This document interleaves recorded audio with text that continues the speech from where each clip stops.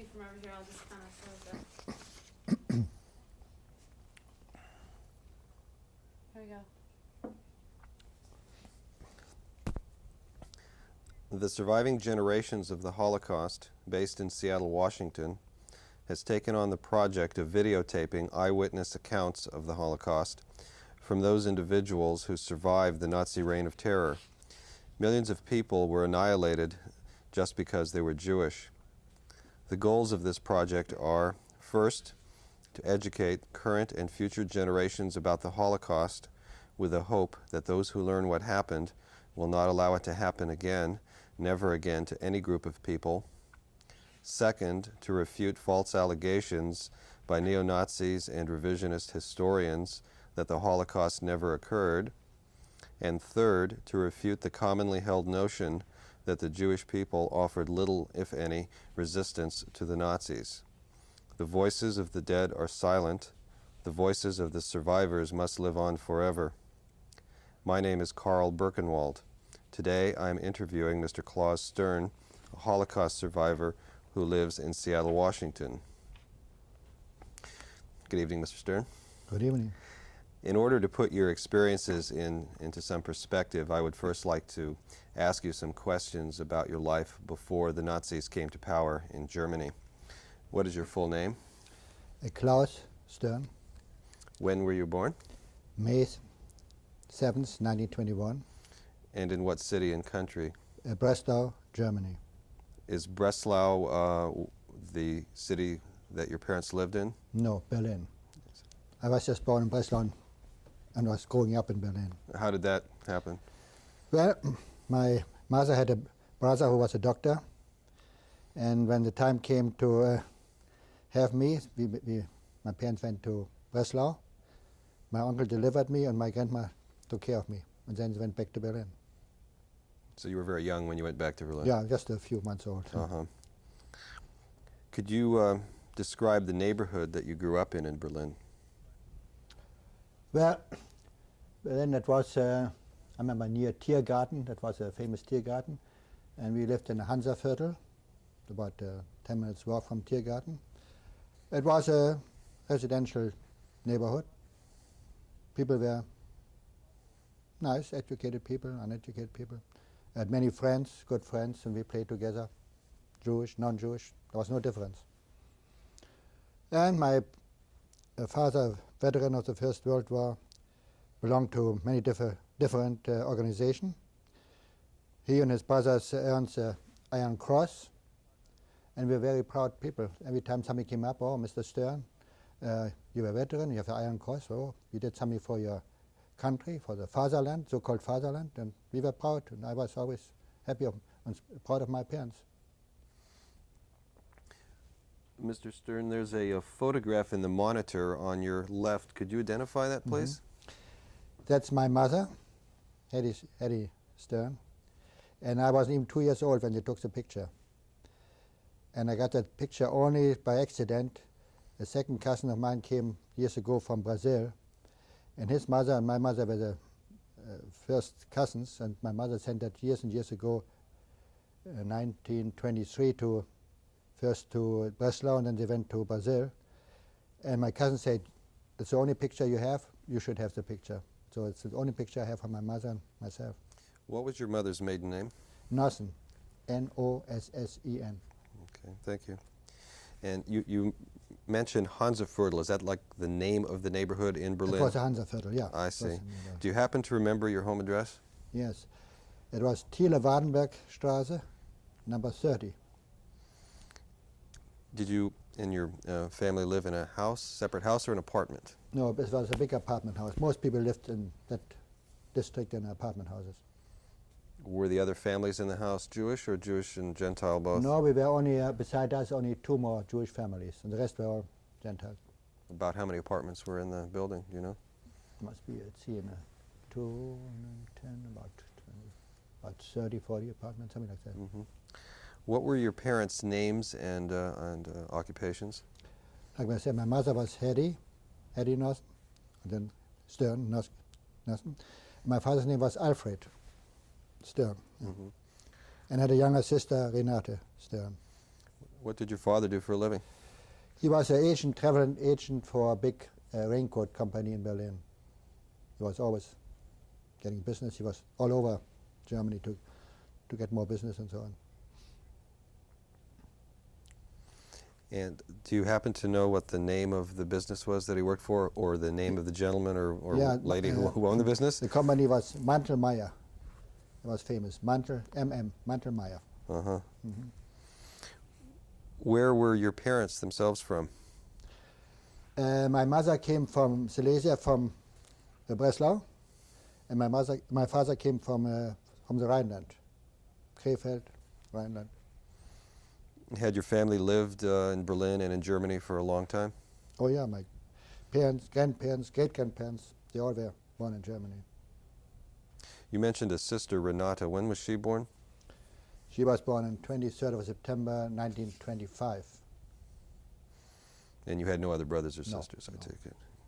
Okay. Did you have other relatives who lived in the area around Berlin, besides your immediate family? Well, I had, my mother had a cousin, 4 cousins in Berlin, and my uncle and aunt lived in, many uncle and aunts lived in Breslau. And Beuthen is Silesia too, it's above Breslau. And of course I had relatives in Rhineland from my father's side. And I think you mentioned that your father was a veteran of World War I. Were there other relatives as well who were in the war? The second youngest brother was an officer, which didn't happen very often. There was a certain quota for Jewish soldiers to become higher ups. My uncle was a lieutenant or something like that, and he had a paralyzed arm. He got a shot and he was paralyzed. Another uncle, youngest brother, died fighting the French army. He died. And another uncle, that was a twin of my father. They all had Iron Cross. Very proud of it. Was there a large or active Jewish community where you lived? Oh yeah, Berlin. Oh yes, was the one very big. Yes, we had our own theater. We had everything that you can think of. Yeah, it was a big city. Life was good. Everything was fine before Hitler came. Yeah. And did your family belong to a synagogue? Oh yeah. And could you describe that a bit? It was, in Germany you had a liberal or Orthodox, and we belonged to the liberal congregation. It was Lovetzostraße. That was just about 5 minutes walk from where we lived. And my mother was more on the religious side, so she kept us going and everything. Yeah. Do you happen to remember the name of the rabbi of that synagogue? Rabbi Lefkowitz. Yeah, I remember him very well. He was a personal friend of my parents, Rabbi Lefkowitz. Yeah. How would you describe your family's standard of living as you were growing up? Well, let's say middle class, upper middle class, if you want. Would you describe the type of education you received? I went to elementary school up to 14, and then 1935, Jews were eliminated from the schools, and so my father said the best thing for you is learn a trade and continue on a trade school, which I did. I went to a little place in northwest Germany, Aurich, and I worked there for 3 years to become a window trimmer and salesman, and I went to trade school 3 times a week, where I learned everything, bookkeeping and so on, and material knowledge, and everything was fine for the first 2.5 years. I'll ask you some more questions about that a little later, but I want to return back to an earlier period before 1933. You went to the elementary school. That was a public school? Public school. And were there Jewish and Gentile students in the school? Yes. Did you also receive religious education? Oh yes. We had to go in the afternoon twice to another Jewish school for religious education. I see. In the public school, were the Jewish students treated any differently by the teachers? Did you have any experiences? Yes, I had a very bad teacher, Mr. Gotts. And he selected us, the 3 boys, for special treatments. He wasn't very happy to see us there. And now we figured he doesn't like us because we are Jewish, maybe. So we took it, and that's all we could do. But the rest of the class was pretty good to us, the other students. Just the teacher was kind of... What was the special treatment that you Well, had? as soon as we did something, we got one, you know, just those days you could still stick a stick on, hit you over the head or in the back. That was still all right at that time. So I got it many times on my fingers, on my hands, or sometimes a little bit over my back if I didn't do my homework 100% the way he liked it. He found a way to let it out on us somehow. Yeah. About what year would that have been, do you know? So 21, 27, 28, something like this. 27, 28, 30 even, yeah. Did you participate in any leisure or sports activities? Oh yeah. After school, the national game was soccer, like here baseball. And we played every day, Jewish, non-Jewish kids. And in winter time we went skating. It was a nearby frozen lake. We went skating every day. And I had a very good friend. His parents had a tavern not too far away from us. And the stepmother was very strict. And in order that he could play with us, I was the only one always helping him, put the chairs on the table, clean, mops the floors, takes the chairs down, dust the chairs, just to drive him around. His name was Walter Loser. We were good friends. We told each other, you know, how you talk to a buddy back and forth. And later on, I lost him, and he told me one of those days after Hitler took over, I can't play with you anymore. I have to go to the Hitler Youth. If anybody sees me talking to a Jew, my father can lose the business and customers and clients. So after we were friends for many years, he let me stay in a cold, and that was it.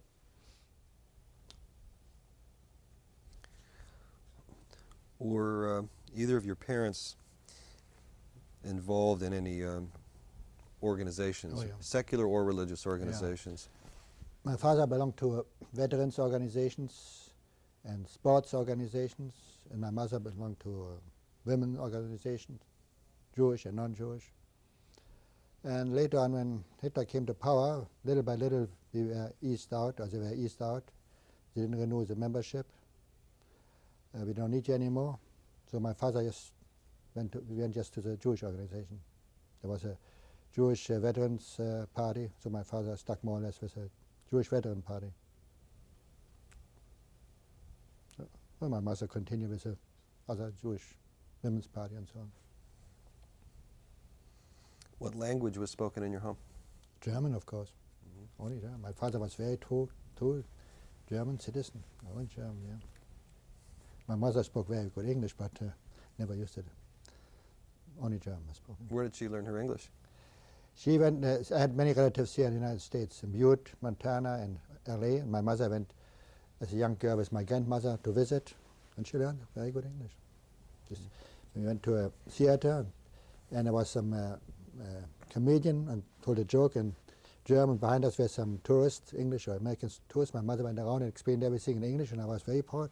My mother understood and could translate everything from German to English. Yeah. What kind of relationships before 33 or before 35, let us say, did your family have with Gentiles, neighborhood, business, etc.?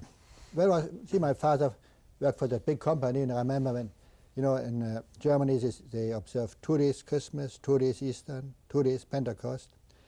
And the boss, the owner of the company, had a nice villa in the suburbs from Berlin.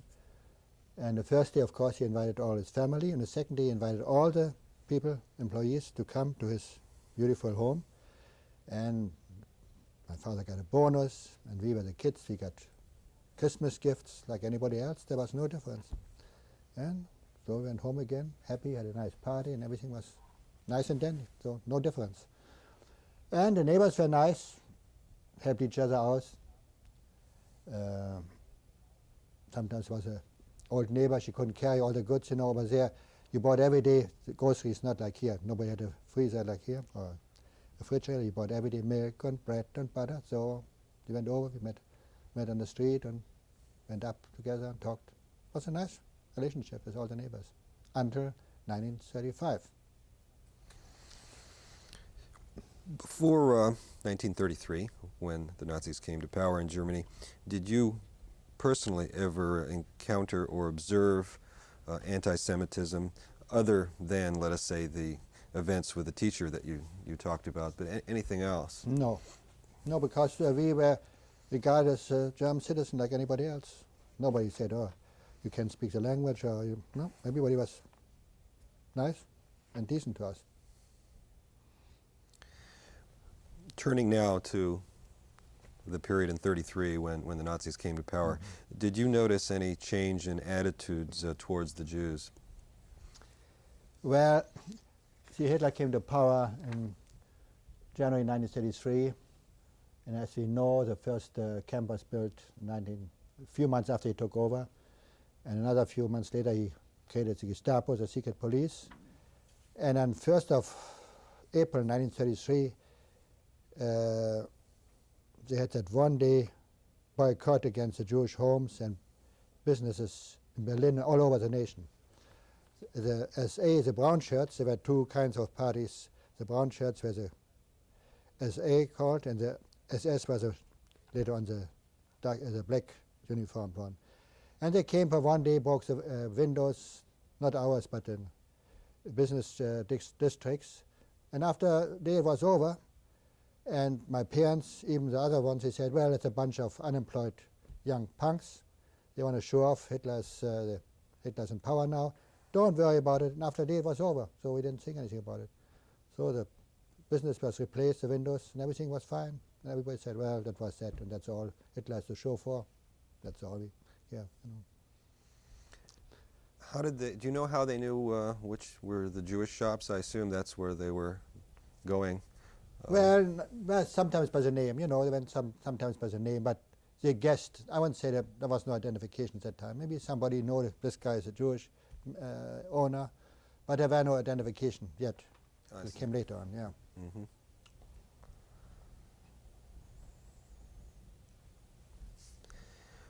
Was there, or did you observe any strife or fighting in the streets after Hitler took over between right wing and left wing? Yeah, so let's say in the years 32, 33, even a little bit later, the communists were fighting the Nazis, and the Social Democrats were fighting. We watched as kids. For us, it was a big hello. You know, the police on horses with a whip tried to get those fighters separated. And for us, it was a big like Wild West. The bad ones, and the not so good ones. And we watched it on the street. For us, it was nothing. Communists was fighting. You know, so it was nothing special. You know, we were young kids. And of course we didn't go in, we stood on the side, but we know right away the brown shirts were the Nazis, and the other one, the average civil clothes, were the people against, the opposition against Hitler, but later on Hitler took over. He got more votes than anybody else. When the election came, the Democrats and the Veterans Group, Veterans Party, and the Communist Party, they fought between themselves, and Hitler stepped in with 17 million votes and took over. And Hindenburg, he was the president at the time. He was a field marshal. He was a victor in East Prussia. He beat the Russian troops back in World War I. And to honor him, when he came back after the war, they made him president. He was 84 years, half senile, and he didn't like Hitler, but he had to ask him to form the government because he had more votes than anybody else. And so when he took over, he had to give him the okay. And a year later, Hindenburg was already 83, 84, he died a year later. And instead of having new elections to elect the president, Hitler told everybody, we don't need a new president. I'm a president and I'm chancellor, I take over the whole thing. And so he took over, he was everything. President, chancellor, chief of staff, but chief of the armed forces. He took over everything. How did the passage of the Nuremberg laws and other anti-Jewish legislation affect your family's day-to-day life and that of other Jews in the community? In September, I think, 1935, Hitler called all his delegates from all over Germany to Nuremberg, which was a big city, together, and overnight they proclaimed a new laws, the Nuremberg laws called. Overnight the Jews were made second-class citizens. We had to pay tax like anybody else, but for instance, a Jewish doctor could only treat Jewish patients. The Jewish professors and teachers were removed from universities. If you had a maid under 45 years old, some Jewish people had a maid. The maid had to be over 45 because something could go on between the husband and the maid, so they had to release them. We couldn't go anymore to concerts, sports events. We had to be at a certain time off the street, 9 o'clock at night. And of course our friends belonged more or less to Hitler Youth, couldn't play with us anymore. And even the house people we know, for my parents at least, for 20, 25 years, after the law came out, neighbor we saw every day and say hello to you and good morning. They turned around. And the nicer ones came and said, look here to my parents, I can't be seen anymore talking with you. My husband might lose a job, so too bad we can't talk anymore to each other. But we were isolated. We were second-class citizens and nobody talked to us anymore. Do you remember the names of any of the neighbors in your building? Yeah, across from the hall was Mrs. Rothke. Underneath were Mrs. Müller, Mr. Knopf. The manager was Knopf, I think. Mr. Knopf was the manager. And before Hitler came, I remember he put a Santa Claus suit on and went to all the apartments. And I remember my father, like anybody else, gives the manager 20 marks before the 1st of December as a bonus. So he bought gifts, candies and nuts, and went from house one apartment to another one. And we got our package too, nuts and bonus, nuts and candies, whatever you want. And we was like anybody else, but it stopped after 35. He didn't come to us anymore. And yeah. Did your family have a maid? The early beginning when we were small children, and later on. Mm-hmm. Yeah. Earlier, when talking about your education, you indicated that you went to public school until 1935. Is that right? Or yeah. And what happened then? Well, like I said, there were some difficulties to go to college or university. So my father said the best thing for you is to go to I could have stayed in Berlin, learn the trade, but my father said in a small place you learn everything. Berlin, you learn only one department. But go to a small city. We had some friends in a small city. Acquaintance had some business. And I went to Aurich, Ostfriesland, that's northwest Germany. It's about a 7-8 hour trip by train. And I learned everything from putting buttons on, make pen shorter, be window trimmer, be salesman. I learned the whole thing what a person should know. Where did you learn all this? Through in Aurich. But through a business or a school or both? Both. I mean, business and trade school and everything. Yeah. Bookkeeping, for instance, in school, and merchandising, and so that came with school. Did the trade school have both Jewish and Gentile students? Yeah, mixed. Yeah, there were some other stores, 4 or 5 different stores, little department stores, bigger stores. And the fellow students let it out on us because in Aurich was more anti-Semitism than in the big cities. So I remember I was once beaten up. I delivered some package, took some package from the post office back to the company, and I was beaten up and thrown from the bicycle. And I went to the police, complained about it. He said, well, we can't do much about it. So just go home and just shut up and go home, don't say nothing. So it was the first accident I had. And in the class itself, we used the ink to write our reports. Once in a while you find somebody behind you, took some ink and just poured it on your back, on a shirt or a jacket. And later on it got so bad we waited outside for the teachers. We didn't want to go into class before the teacher came. Even after the bell we stayed outside in front of the classroom and came in with the teacher. And then when the teacher left, we ran out with the teacher because we couldn't bear anymore to be with the fellow students. And that went on to fall 1937. One day we got a letter, all the Jewish students, you're released, you don't have to come anymore. We don't want you anymore at the trade school, and kicked us out, which was a relief for us at the time. Do you recall any other incidents where one of the Jewish students was attacked or beaten up? Well, a friend of mine, he was a son of an owner. He was beaten up once by Hitler Youth, 2 or 3 guys against that one guy. And I found him laying on the street, a nearby street, when I picked him up. When I came, I was a little bit older. He was 12, 13, I was already 16, 17. When they saw me, they ran away, and he was hurt a little bit in the face, eyes. So I picked him up and brought him back to the parents. What was his name? Menno van Dijk. He was, the parents had a Dutch name, Menno van Dijk. Yeah. Did you live with a family or in an apartment Yeah, there? in those days you lived, you had room and board with the family you worked for. That was agreement between my parents and, but everybody did that. Room and board, and you get some pocket money. That's all you got. Who did you live with? I lived with a company. My boss was Sally Goldsmith, and his wife was Meta, and they had a 30-year-old daughter, Hertha. And I was helping out after work. I helped out in the yard and doing the dishes with a woman. I was part of the family. Very nice to me. Yeah, very nice people. I went to synagogue with them Saturdays, Fridays. Do you know whatever happened to them? They were lucky. I left on the 1st of October, 38.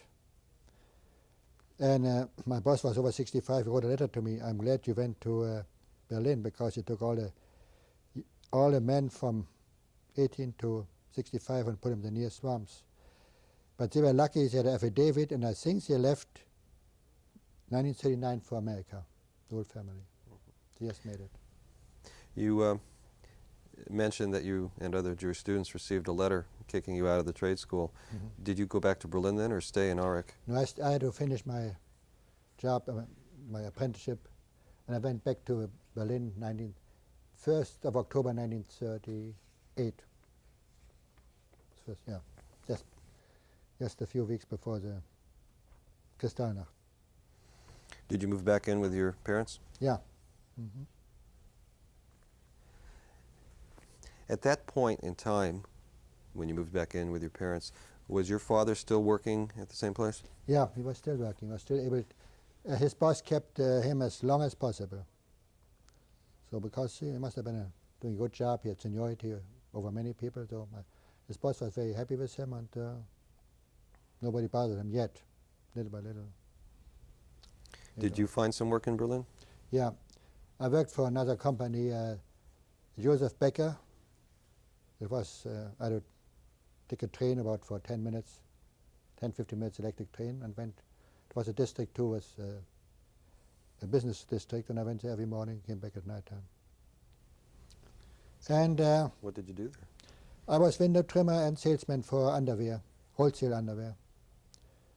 And my boss was a very religious man.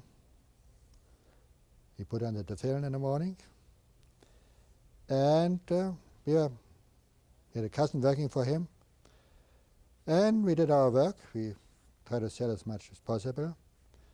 And then in January that came later, well, there's other things coming.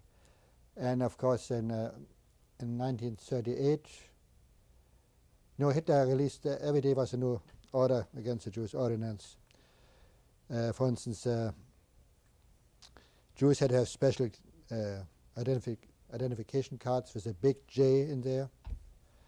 Then all of a sudden, every Jew had to insert a name between the regular name. For instance, my name was Klaus Stern, and all of a sudden I got an identification card with a big J, Israel Stern. And my parents, my mother, for instance, her name was Hedy Stern. My sister, Renate Stern, suddenly said, Hedy Sarah Stern. So when you came to any office, oh, you're Jewish, you could say right away. And they talked to us like we are nobody anymore, treated us different from anybody else. And like I said, every day was something else. And in 1938, we were more and more isolated, but in 1938, a new law came out against the Polish Jewish people who lived in Germany for years and years. They had to leave Germany within 48 hours. They had a Polish pass, but no German pass, and they were told, pack your 2 suitcases and a backpack, and you have to be out within 48 hours. And those people were thrown out of Germany. Poland didn't want them because they were out of Germany, didn't have a good Polish passport. So they were living between Germany and Poland, but I don't know how many thousand people, in no man's land, in barracks, not heated barracks. Food was short. And there was one family by the name of Greenspan. They had a younger daughter, and the older son was studying in Paris, France. And somehow the younger sister got a letter out to the brother, to France, and told him of how bad it is for the parents. They were thrown out. My parents lost everything, the business and everything, home, and we have not enough to eat. We live in cold barracks. Please help us. And the brother was so excited and so mad about it. He went to a gun shop in Paris, and he said he's going to go to the German embassy and kill the German ambassador. And next day he went to the German embassy, rode up the elevator with another man. And the man asked him, where you want to go? I want to see the German ambassador. Oh, the guy said, you have to have an appointment. You not take you from one man to another one. And the man who talked to him was the German ambassador himself. If you had told him he's an ambassador, he would have killed him right in the elevator. So anyhow, he rode up and went to the secretary, and she told him, you can see the ambassador. So he went to one office to another one, and finally landed at the office of the third secretary of the German embassy, von Rath. And he took his gun and shot the guy. And the funny thing happened. Von Rath wasn't, he died after a day or two. But the German police, or whatever it was, from the embassy didn't arrest him because they found out Herschel Greenspan, which was the name of the young man, had a homosexual relationship with von Rath. And if they would have taken Herschel back to Germany, there would be a short trial, and the Germans would try to avoid to find out here's a young Polish Jewish man has a relationship, homosexual relationship with one of our embassy workers. So he kept everything quiet, and Herschel Greenspan was just disappeared amongst the people in Paris, never went to trial. And I think later on I heard he survived. So did his father survived too. So anyhow, as soon as the news came to Germany that von Rath was shot by a Jewish boy, Goebbels, who was the propaganda minister, went to Hitler and told him about it. He said, you know, we have a good reason to start something against the Jews in Germany. Göring was really the second man in charge after Hitler, and Himmler was in charge of the security. Goebbels didn't even go to those two. He went right away to Hitler.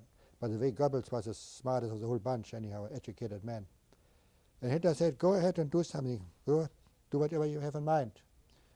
So Goebbels released an order to all over Germany to attack German business, homes, burn the synagogues and temples down. You know, in the meantime, after the Nuremberg laws, all the Jewish business had to have with white paint on a business, the Star of David, and then underneath, this is a German business.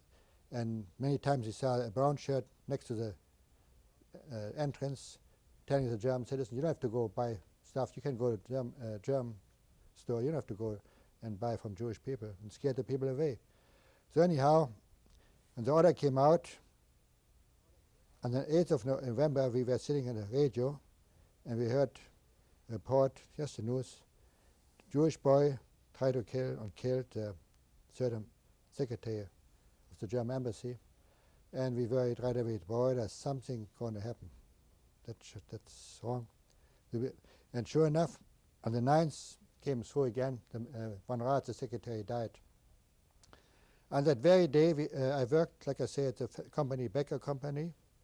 We had 2 shifts. I could start either 8 to 4:30 or 9 to 5:30, and for some reason I wanted to go out early, and I took the early shift from 8 to 4:30. And when I was done, it was already pitch dark in November. I left the company, and on the way to the electric train, I heard some noise, some banging, some screaming, some hollering. And I went to the side street, and I saw those brown shirts coming with sticks, on baseball bats, on axes, and they destroyed the German, the Jewish business. Broke the windows and the shore windows and smashed the doors.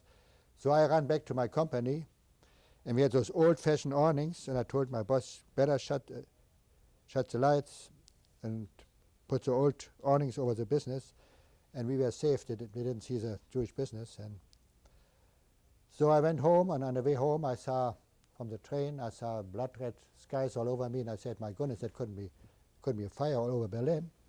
There must be something wrong. And sure enough, when I left the train, I went home, I saw the synagogues were burning. And around the synagogues, there was a fire department, and they got the order from the fire department, then there was a group of Nazis forming a circle, and then a group of police to keep the people away. And the fire department was ordered not to do anything about the fire, only to avoid that the fire goes on the next by buildings. And the people were singing and screaming Hitler songs. That's good what they do. Which people? The Nazis? The Nazis with the German citizens. They were singing and had a good time. Look here, well, that's good what they do. Let the Jews have it. Let the synagogues have it. Let the temples have it. They made a big celebration out of it. And so I come home, and was frustrated. So the next day we thought, well, somebody's going to speak up from the non-Jewish people. And there were a few people from the church who said, well, Hitler went too far. If you start damaging and burning the synagogues and temples down, that's too far. But that was it. And when Hitler and his regime thought that the world doesn't do anything about it, well, he said, well, now we can go another step. And that was really the beginning of the Holocaust. So, yeah. If I could interject just a question or two. You mentioned that the Jewish-owned businesses had to be identified. Do you remember when that order came? That came after the 1935 Nuremberg laws, little by little. How did the identification take place, do you know? Well, the owners had to take like I say, white paint on the outside of the windows and put down Star of David.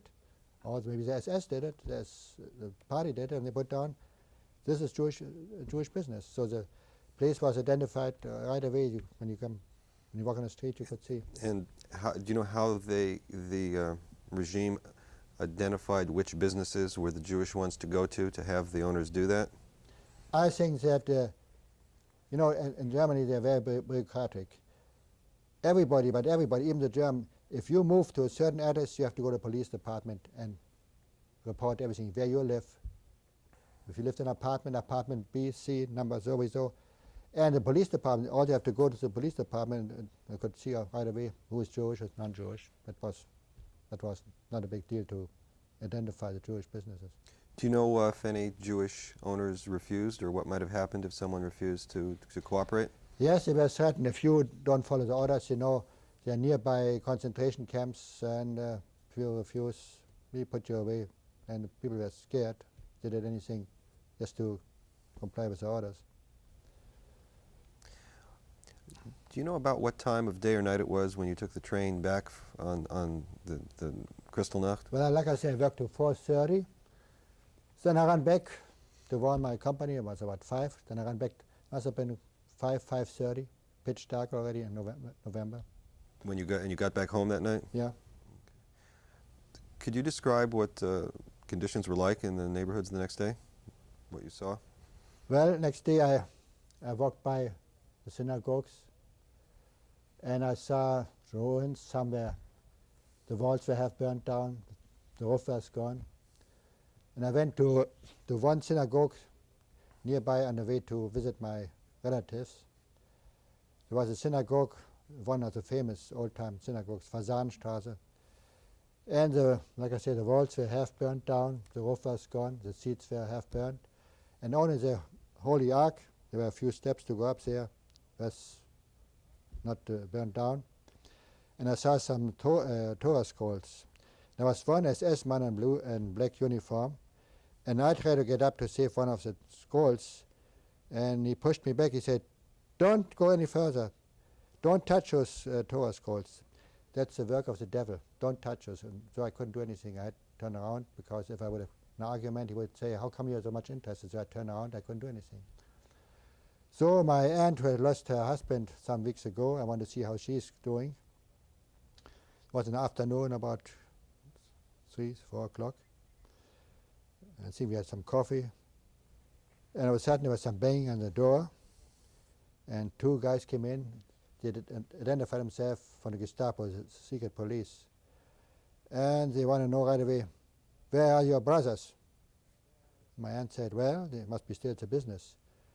So one of the guys told my aunt, give us a number right away. So my aunt gave him the number. And he talked to my older uncle.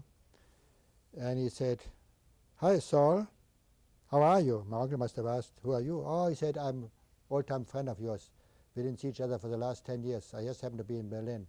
Hurry up and come home as fast as possible." So my uncle said, well, as soon as it's closed down, I come. And the Gestapo waited and waited and waited, at least half an hour. And then they said, "Oh, we got some other business to do. We come back." So as soon as they left, my aunt took all the money she could find in an apartment and packed for my uncle and his brother some pajamas and some stuff they needed overnight, and told me to go to a certain entrance or exit from the subway, give him the money, give him the suitcase, and told him not to come back because it's not safe anymore. So I went to that exit. I know it was nearby. My uncles came out. I said, "Don't ask any question. Here's the suitcase, here's the money, and disappear." And I ran back. So sure enough, after 20 minutes, the Gestapo came. "Well, when the heck are your brothers?" "Well, they didn't come." "Oh," the guy said, "I bet you they picked them up somewhere else." And they came to me and said, "How old are you?" I said, 17 and a half about. "Boy, you're lucky. If you would be 18, we would take you instead of your uncle." And they left, and that was it. Do you know where they were taking these people? Or did you Well, at the time know Well, where they were? The Nazis took about 30,000 Jews all over Germany and put them in the nearby camps. In the meantime, like I said, it's at a camp near Berlin, Oranienburg, Sachsenhausen. They had a camp Bergen-Belsen. They had a camp at Dachau. It was built, the first one. They had a camp Berkenwald. They built so many camps nearby. And the report later on said out of the 30,000, 100 people died right away because of the harsh conditions. You know, older people, business people, they died from all excitement. And the Nazis reported to the world they burned and ruined only 200 synagogues. That's a bunch of baloney, because Greater Seattle alone has already 13 synagogues and temples right here.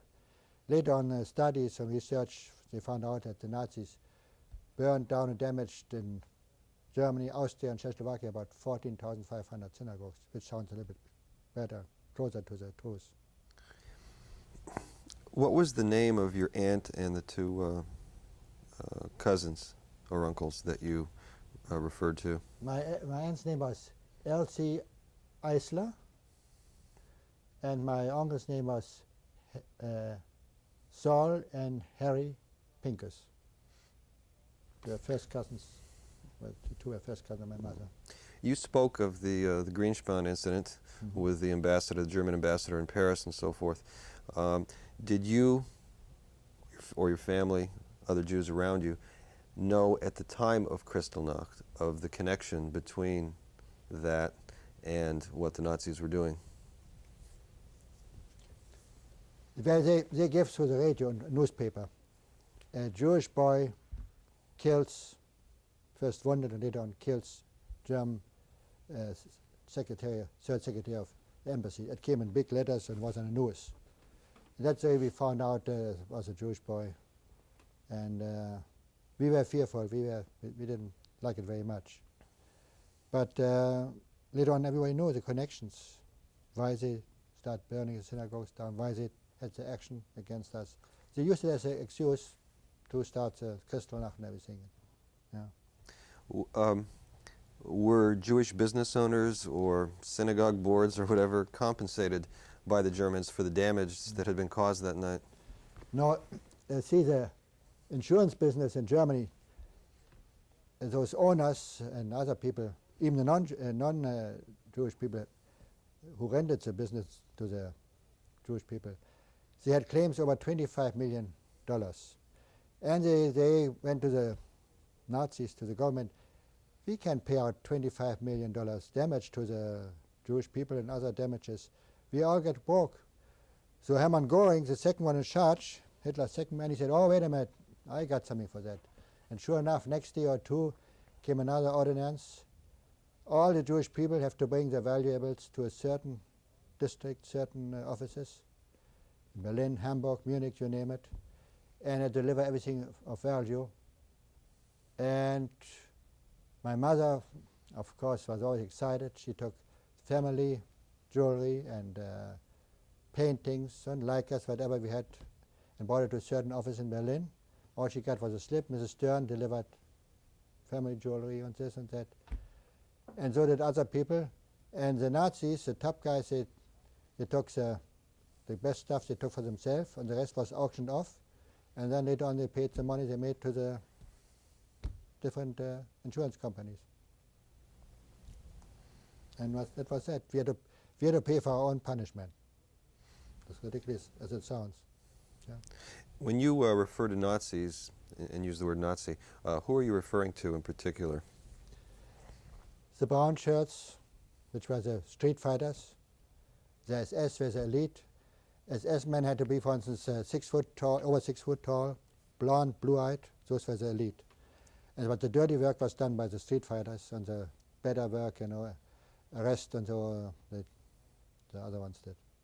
Yeah. Before the war began, later in 1939, did your family have any idea how bad things might get? My mother was kind of worried all the time. My father insisted, well, see, that the main thing was when we had Kristallnacht, one of the brothers, lieutenant or whatever he was, who lived in a small city, he wrote a letter to my father. Guess what happened? When the Nazis tried to break the windows of my business, my neighbors, who are fellow veterans from the First World War, stood in front of the show windows and told the Hitler Youth and other kids who were going to throw rocks, if you throw rocks towards the business, of course you're going to hit us, and anybody going to hit us, we're going to beat the hell out of you. So the youth and Hitler Youth and the Nazis were, the brown shirt was reluctant to throw rocks, and the business was saved. And my father was, see, I told you, they have nothing against us, just certain people not against us, and we don't have to go away, everything will be over pretty soon. But my mother was excited and fearful, and she wrote to my great aunt and great uncle to Butte, Montana, to send us an affidavit. It's high time to get out. It was in '38. So they were willing to send us an affidavit, but the quota number to leave Germany was only 25,000 a year. And we received such a high quota number, which would have taken another year to get out. Of course, the war started in September 1st, 1939. There was no chance to get out, so we went too late. Yeah. Was there any consideration to going elsewhere, such as Palestine? Yes, there was a chance to go to Palestine, maybe Argentina, but my father wouldn't go to Palestine. There was some chance to go to Shanghai, China. Some relatives of us from Berlin, and others they went to Shanghai, China. And England was impossible because there was high unemployment. There was only, I mentioned, I think, there was an action for Chamberlain. He signed with Hitler the non-aggression pact in '38 or '39, and he felt kind of guilty that Hitler took over everything after the pact was signed. So Hitler, Chamberlain, told Germany he would accept 11,000 Jewish kids from 7 to 17 to England. And in order to save the children, right after Kristallnacht, 4 or 5 weeks after Kristallnacht, the parents, in order to save at least the kids, brought the children to a small station, and every week 1,000 kids went to England. And most of the parents knew they're never going to see the children again. But they let the kids go, and that was the last time most of the kids saw their parents, or the parents saw the children. And that was the beginning of the Holocaust. And later on, they took the parents to the camps. By this time, were the brown shirts still organized as brown shirts, or were they merged with the rest of the party organization? Or No, they were the one who marched up and down the streets. When the party, big conventions, they were always staying in line, and they were always proud, and they used to carry the flags with a swastika. who did they work for specifically? Were they part of the party? See what happened as soon as the brown shirts became popular. Even the bosses, the managers, instead of wearing a civil suit, they put on the brown shirt and a civil pants and maybe a jacket over, but they wore the brown shirts with a same colored necktie and a sign, proud party members. Pretty soon everybody went in a brown shirt. Like I said, brown shirt and a jacket, regular suit jacket, just to identify himself. We are proud party members. Oh, or my husband is a party member. So they were, and the kids, of course, had to belong to Hitler Youth. And when the parents said something, you know what Hitler does is not so 100% right. So next day the kids went to the leader of the group and said, you know, my daddy said this and this and this. And the party leader reported to Gestapo, and the next day he said, tell your daddy, if he doesn't like what our Führer, our leader, does, the nearby camps. So the parents were scared to say anything against Hitler, their own parents. So what they had to say, the few who were against Hitler, they had to be silent or talk with themselves. The kids were gone. The parents, they couldn't talk to their own kids anymore. So the brown shirts were part of the Nazi machinery? Oh, yeah. Mm-hmm. Those were the fighters, the street fighters and so on, yeah. How long did you keep your job? After Kristallnacht came another ordinance. All the Jews had to sell their business by 31st of March 1939. If you had a $100,000 business, you had to sell it for $15,000, $20,000, $30,000. And if you don't like it, well, there's a nearby camp. The people were scared. They sold the business just to get rid of it. And some used the money to get out of Germany, but a few had a chance. And after the Jews, for instance, my boss, he was a religious man. He went in January 1939 to Palestine, and German men were told by the Reichs office, by the office, to take over the business and sell everything out from January up to the 31st of, everything had to be sold. How did you find out about your boss leaving? One morning, like I say, he came every morning and said hello to us, and one morning came his mother. And we figured the boss is sick or so, and we waited 1 or 2, then we said, where's your son? Well, he said, now I can tell you. My son left last week evening with his wife and 2 children for Palestine. So how come you didn't tell us? Well, he said, my son told me not to tell anybody, and it was even a cousin was working with us, and he was very excited. He said, how come? I'm a cousin, why didn't you tell me? She said, my order was not to tell anybody, because we didn't want anything to go wrong. So she kept it quiet, and then he told us. That was it. You said that Jews who still owned businesses by this point had to sell them by the end of March of 39. Your father did not own his own business. No. Was he allowed to work beyond March 30, 1939? He kept on working for some time. I've forgotten exactly, but the boss kept them as long as possible. Yeah. So how long did your father work until? Maybe the end of the year, maybe. After he broke somebody in or so, maybe. Yeah. And the end of the year, you mean 1939? Yeah. How about you? Did you continue to work for the same place? I had a report next morning, April 1st, to the employment office in Berlin. And there was a guy sitting behind the desk, and he said, what in the heck what do you want? He knew right away, Jew and so on.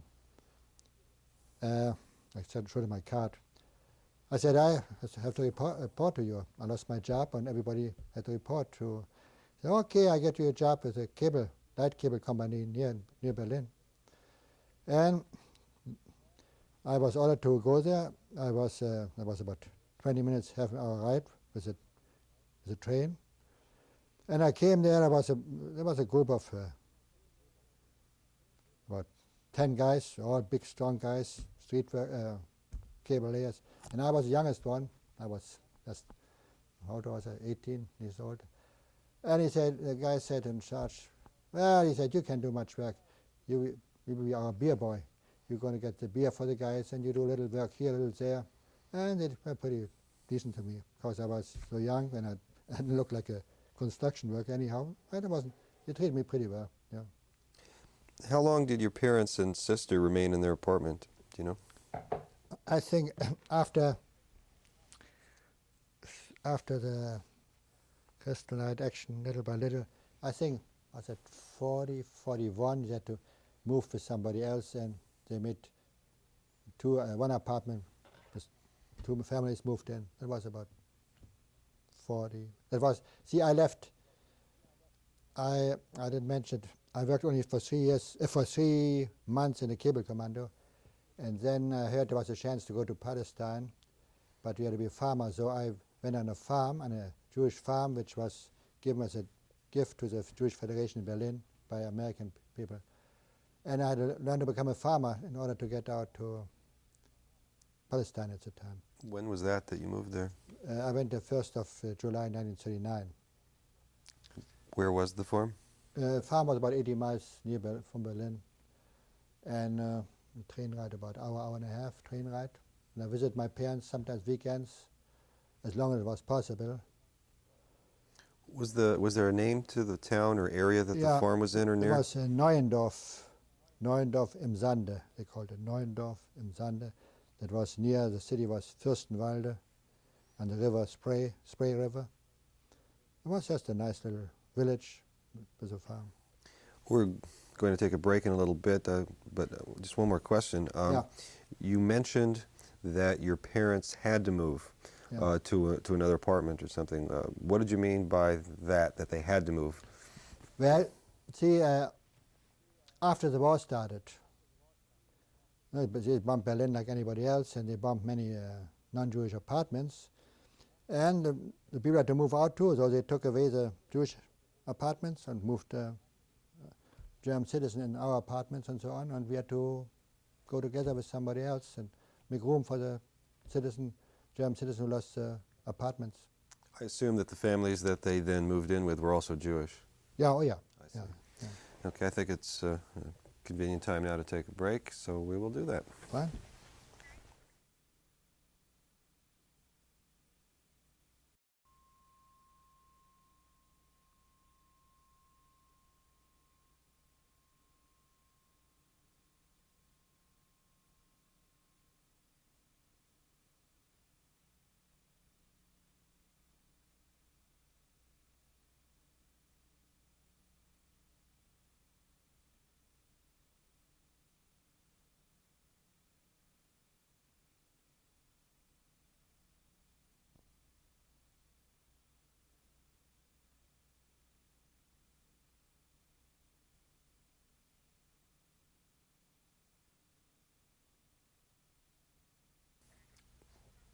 Mr. Stern, before we took the break, you were speaking of this farm that you moved to learn to become a farmer in July 1939. At that time, was the farm still owned by the Jewish community? Yes. It was given to the Jewish Federation in Berlin by 2 Jewish brothers who went to America at the time. And we were about 200 young men and women learning the trade, milking the cows, taking care of the horses and so on.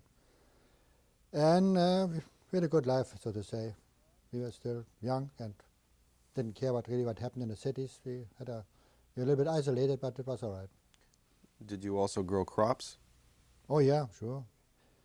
Wheat, everything you want. Corn, wheat, vegetable.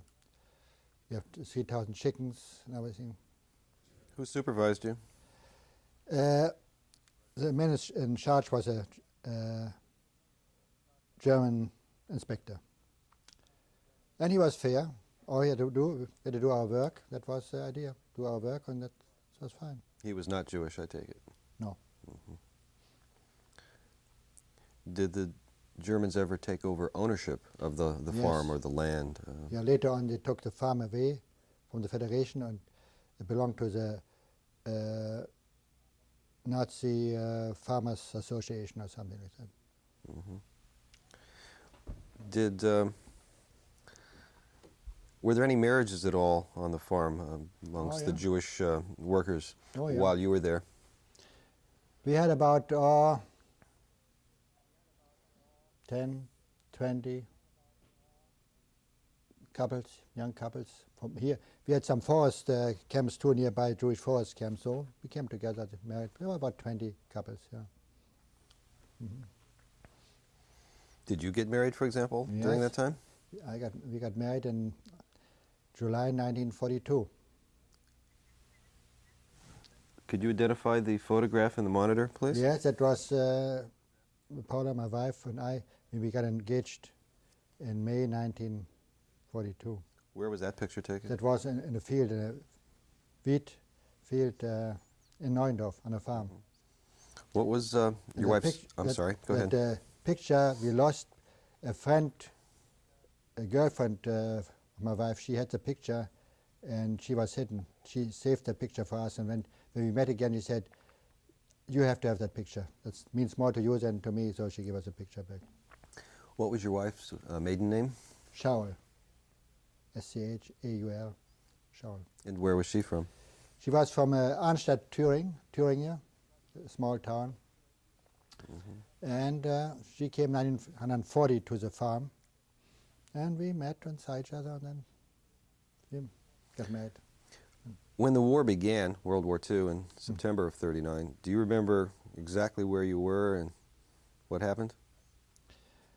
I had an accident. A friend of mine put a sticker from the corn in my, just by accident, in my eye, and I couldn't see or straight for 1 or 2 days. I went to the doctor, and I didn't have to go out on that day, didn't have to work. And it was about 7 o'clock in the morning. We had to get up anyhow, and here comes one of the elderly people who lived there too. She was helping in the household and so on, screaming again, "Guess what happened? What happened?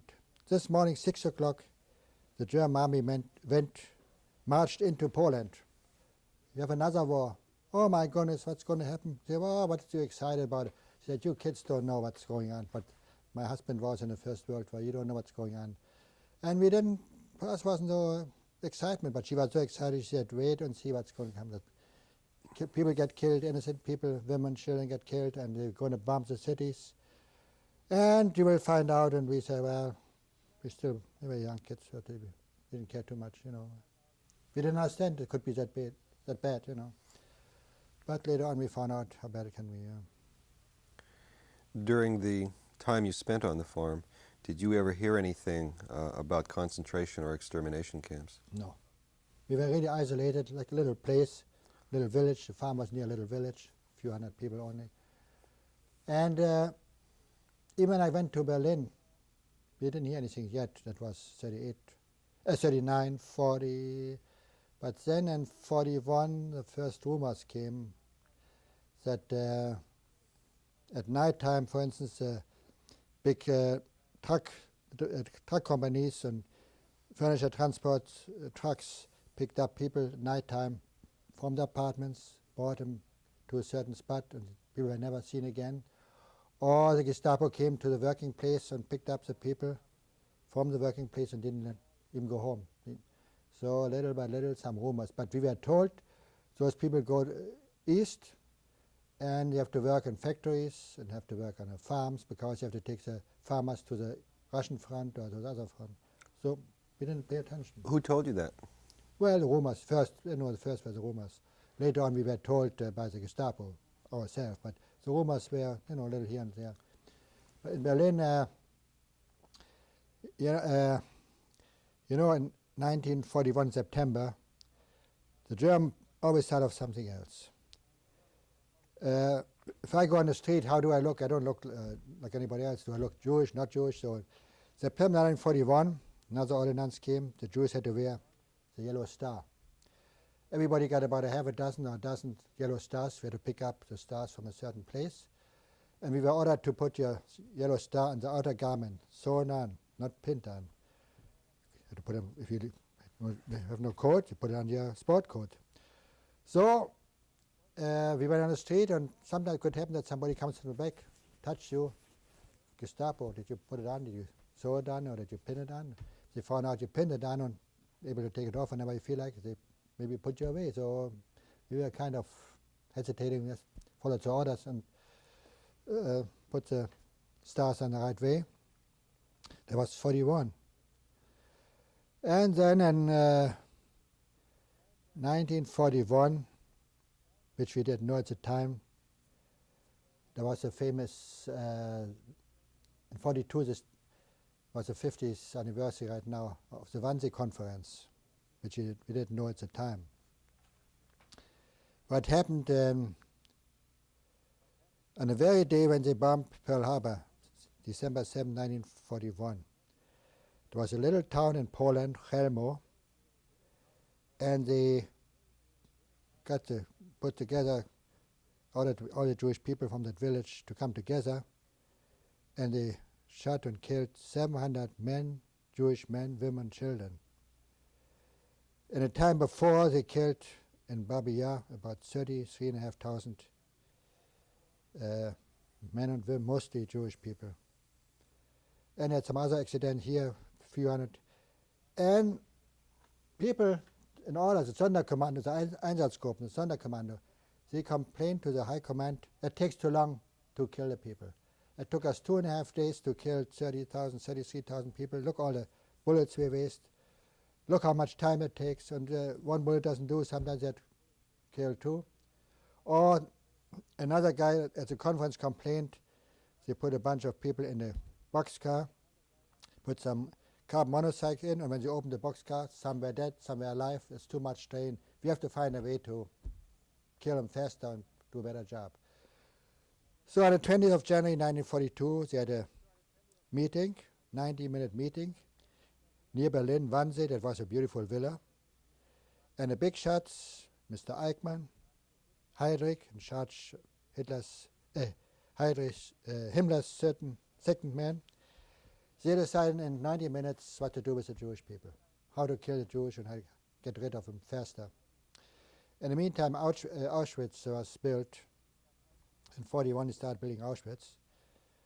And you heard some voices, for instance, a guy in charge of the deportation, he said, I don't care how many trains you need to transport your troops to different fronts. I need so many transports a week from the cities to bring all these people to the east. I want so many trains, otherwise I can't do the job I have to do.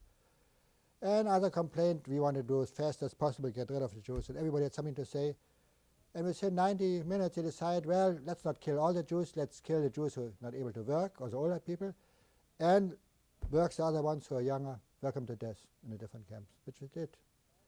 So in 41 started the first deportation from Berlin and other cities. We were lucky, we worked on a farm, and as soon as Hitler broke the non-aggression pact with Soviet Union, this was, what was it, 38, 39, had a, before the war they started a non-aggression pact. They broke the non-aggression pact, marched into the different provinces and marched into the province of Ukraine. And in 43 they brought a bunch of farmers from Ukraine and from other people back into Germany. And in April, beginning of April 1943, one day came the Gestapo, 2 guys from Berlin, and told us we will be replaced with Ukrainian farmers in a few days or weeks, and be ready. We will be transported to Berlin first, collected, and then we will be brought to back east to do some farmers' work for the farmers, and the women have to do some factory work in a weapon factory. And we believed that. We said, well, everybody has to do something, you know. And after a few days they came. We had a right to take suitcases and a backpack. But we had to sign a slip, since I'm a traitor or spy towards the German Reich, German country. I have no right anymore to live within the German borders, and we have to be transported or deported to the east. And we had some friends, some young couples with little babies on their arm, or little boys, girls, 2, 3, 4 years old. And the father had to sign a slip for the baby or for the young child. My baby, my son, sowieso is a traitor against the German government. And the father had to sign it and give the Gestapo that slip to the little boys. And sure enough, they transported us to Berlin. Let me, before we find out what happened then, I'd like to ask you just a few questions. You referred to the yellow patches or stars that Jews had to wear. Did you have to wear those on the farm? No, only when we left the farm. When we get in a village or city, or if I went to Berlin, I had to wear it on my outer garment. Until when did you continue to see your parents and sister? In the spring of 1942, I got the word. I went there, and my sister got the order to be deported east. And my wife had a mother and sister in a town. We couldn't go with them because we were working for the war industry. We were war important workers. We couldn't join our parents. Like I say, we were important for the German country. Everybody was in a war, and we had to take care of the farm, because there was nobody to take our place, and we were ordered to stay on the farm, and that was it. After, this was just your sister and your parents My were parents sent? and a sister together. After that, did you ever hear from them again? Yeah, I got a card few weeks after from, one card came from Piaski in Poland, and another few days later from Belzici. My mother wrote a note, please send us some food. We are hungry, we are freezing, send us some food. We need food, and that was the last time. In fact, we sent some packages from our little ration we got anyhow after the war. We made a package together, but I don't think they ever received the package. Did you ever hear from them again? No. You spoke of the Wannsee Conference, as it is known. Did you hear anything about that at the time? Did any of the Jewish people you know hear about this, or was that all secret at the time? Not on the farm. Maybe in the cities they might have known, but not on the farm. We were isolated. You know, we were happy-go-lucky. We did our work. We got our lousy rations. For instance, we had 3,000 chicken on a farm, and all we got was 1 egg a week. We had to deliver all the vegetable and wheat, everything to the cities for the German citizens, and we just got a small ration, second-class rations. But we were happy. It's still better than being somewhere else, you know. And then you said that some Ukrainian farmers were brought in to replace you, and you went to Berlin. What happened, or let me backtrack a bit, what were you allowed to take with you? We were told we could take 2 suitcases and a backpack, that's all. The rest lives there. So we packed and repacked, you know. In Berlin, were you with other Jews, or only your group from the farm? No, we were collected all together in a big Jewish retirement home, or nursing, I think it was a retirement home. And they got people from different cities together to make one big transport. So we stayed there for a few days, maybe a week. And something interesting happened while we were sitting there waiting to be ordered to go away. 2 young men came to the collection center with shaved heads, and they said to us, "What are you packing, repacking, and schlepping around? We escaped from Auschwitz. As soon as you come to Auschwitz, you lose everything you own. Don't pack anything. You lose everything." We said those guys are telling something because he lost everything, and they just make up a story. We didn't believe him. Now, first of all, how come they escaped, and how come people so cruel? What they did tell us that we go to a factory, we go to the farm, and they didn't mean us. So we didn't believe the guy. So we stayed there for a few days and waited for orders to be deported or something like that. Did you leave Berlin? Yeah. 2 days before Hitler's birthday. Hitler's birthday was on the 20th of April 1943. We were told, one of the big shots sent a telegram to Hitler, in honor of your birthday, we're going to put together a big transport going east as a present to you. And sure enough, on the 18th of November, it took us to a lonely train station. So about 60, 70 people in a boxcar. The boxcar had some straw on the floor, and they gave us one pail to relieve yourself, one pail in the corner. And there were 60 men, women, and little children, or big children, in the boxcar. They shut the doors. There was just a little window, and shut the doors, and here you go. That was the end of it. So we figured, now where are we going? Back east. We figured, well, we might come to a small city, small town, small village, and we're going to back on a farm, and we'll have to work in a weapon factory or do some cleaning or something. So after a day and a half, 2, the boxcar opened, and we looked around. The first one who got out, we were surrounded by barbed wire, with suddenly some inmates running around, prisoners running around in striped suits, and the SS. This was the SS in gray-green uniforms. Those were the guards, not the black uniforms, mostly the guards. And they ordered us as fast as possible to leave the boxcar. Hurry up, get out. Some older people said, hey, I got my suitcase. And never mind your suitcase. You can pick it up later. And they had those German shepherds next to them. And if you didn't run fast enough, walk fast enough, they shush. Somebody could come in and order the dog, get him, go get him. So everybody ran, and it was a mess already. And in all that mess was a man standing on a podium with a little whip. And we didn't know who it was. Later on, we figured it was Mengele, Dr. Mengele, the so-called angel of death. And in no time, he ordered people around who shall live and who shall die for, and he said, old men on one side, old women on one side, young men on one side, young women on one side, women with children. He ordered us around, and no time we were separated. I remember my wife was going to help a woman with 2 small children to hold the children, but when I saw what's going on, I was kind of suspicious. I said, you better give that kid back, because why did you order the women separate from you? And my wife gives the baby back, and good thing, otherwise my wife would have gone with the women with the children to the gas chambers like they went. Do you recall the date that you arrived in Auschwitz? It was the 20th of April, 1943. It was the first night of Passover. Is that when you separated from your wife that day? Yes, we were separated right away. My wife, which I didn't know, went to the WIM camp, and I went to the men department. Do you remember your thoughts at that first day? Everything was so fast, and everything came too fast. You had no time to think. We figured, well, they separate the men and the women for some other reasons, and you can see a wife once a week or every night, maybe in the evening, come together. But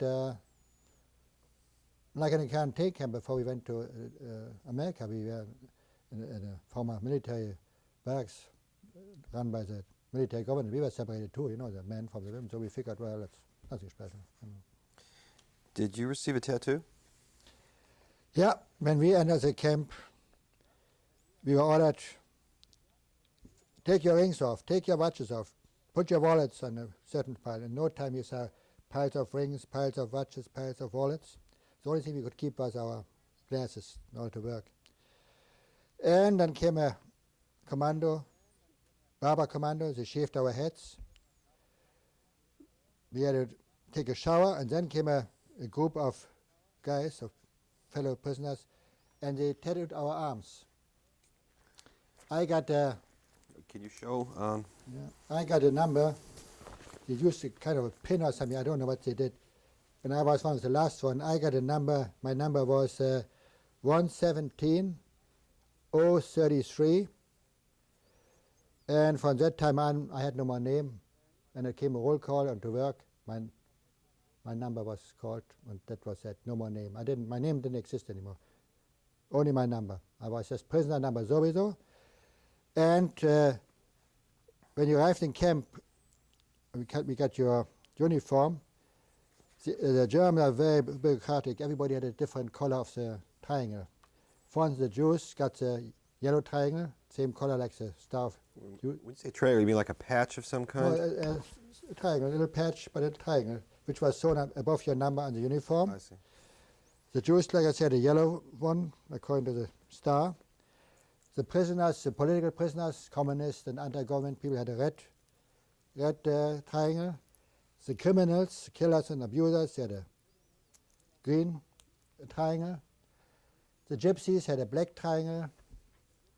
Bible scholars, Jehovah's Witnesses, priests had a purple triangle, and the homosexuals had a pink triangle. In other words, when you went to roll call, the SS knew exactly what group you belong to, and of course the Jews with the yellow triangle always got the hardest jobs, and because the aim was to get rid of us as fast as possible. Workers to death. And the other ones, well, they had tough too, but first everything was aimed towards the Jewish people.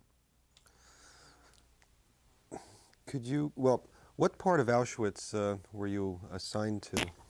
And ours was called Auschwitz III Buna Monowitz. We had to work for the IG farm industry, which made synthetic rubber, and they said even some gasoline, some second-class gasoline.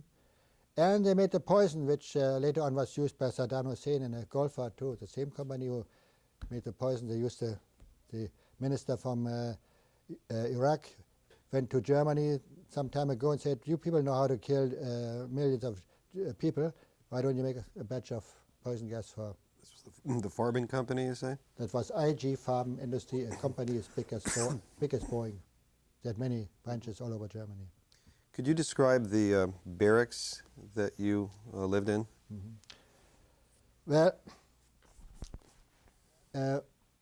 when we arrived there, one good thing for us, we know how to march. When I was still in Neuendorf, Wednesday was our day off, and we played soccer and fooled around. But there was one man, a Maccabi boxer, a champion from one part of Germany, East Germany or something, and he told us it won't hurt you to learn how to march back and forth. So we learned how to march back and forth, and when we arrived in Auschwitz, and after we got shaved and tattooed, we had to march back and forth with our new uniforms. And SS saw how we marched, and they let us go to our barracks, which was a decent barrack. So and when we arrived there, the block eldest, that was the guy in charge, a criminal, the green triangle, he said, my God, you must be a good group, because the new arrivals, they let them march hours before they let them come to me. You better keep it up. You make yourself a good name, and you make myself a good name. So we were about 60, I don't know, 50, 60 people to a barrack and so on. What was the barracks like? Straw mattresses, a straw pillow, with a circle pillow, and one blanket. That was all. Do you happen to remember the number of the barracks? I always get mixed up. Was it 5? I don't know. 5, 8. Because I was transferred later on. According to the commander, we were sometimes transferred to a different barrack. So we got up in the morning. It's about 5:30, 5:30, 6 o'clock. We got our little ration piece of bread. Once in a week, if I remember right, we got a slice of sausage, and once a week we got a tablespoon of jam, and some corn coffee. That's Ersatz coffee, corn coffee. And then you went to roll call, and you were ordered to go to a certain job. My job was cable commando, digging ditches, 4 or 5 feet deep, put the cables in, and always in a rush, hurry up, hurry up. Sometimes the capos, which were mostly criminals, they were worse than the SS. They pushed us, and because they figured the more people they kill, the better name they make themselves. In fact, they were told, if after the war is over, you don't have to go back to your jail or penitentiary, you'll be free man, but just help us to get rid of as many Jewish people as you can. What does capo mean? What was that Capo is role? a surname for camp police. K-Po. K, camp, police, Po. Those were the guys in charge. Some were very rough. You were describing a typical day. Did you receive any lunch? Oh yeah, after about 12 o'clock, some guys got some kettles with soup. It was kind of a watery soup with potato peels maybe and some leftover vegetable from the SS and something mixed. But they never, stirred it up. Most of the time the first one got only the water soup and the rest they got the heavy stuff. So, and of course those guys in charge who bought the kettles, they got always the good stuff and we just got the little thin stuff. And we got that for our main meal, so to say, and worked another 5-6 hours. And then we marched in by band concert in the morning, band concert in the evening. Those were all prisoners to cheer us up, go back to camp. And then was a roll call. If one or two were missing, you had to stay there for hours in the rain, in the snow, they didn't care. They had to find either the body, dead or alive. They had to bring that person to the roll call. And then they checked it out. What happened during roll call? They counted us. Every barrack had 50, 60 whatever it was. We have to barrack sowieso, 60 people. Report, the man in charge, report to the SS, 60 people. Okay, fine. Like I say, one group was missing, one. Everybody wait where the guy is. Sometimes he brought him alive. Sometimes he was dead. Or somebody was desperate. They ran against electrified fences. They couldn't take it anymore.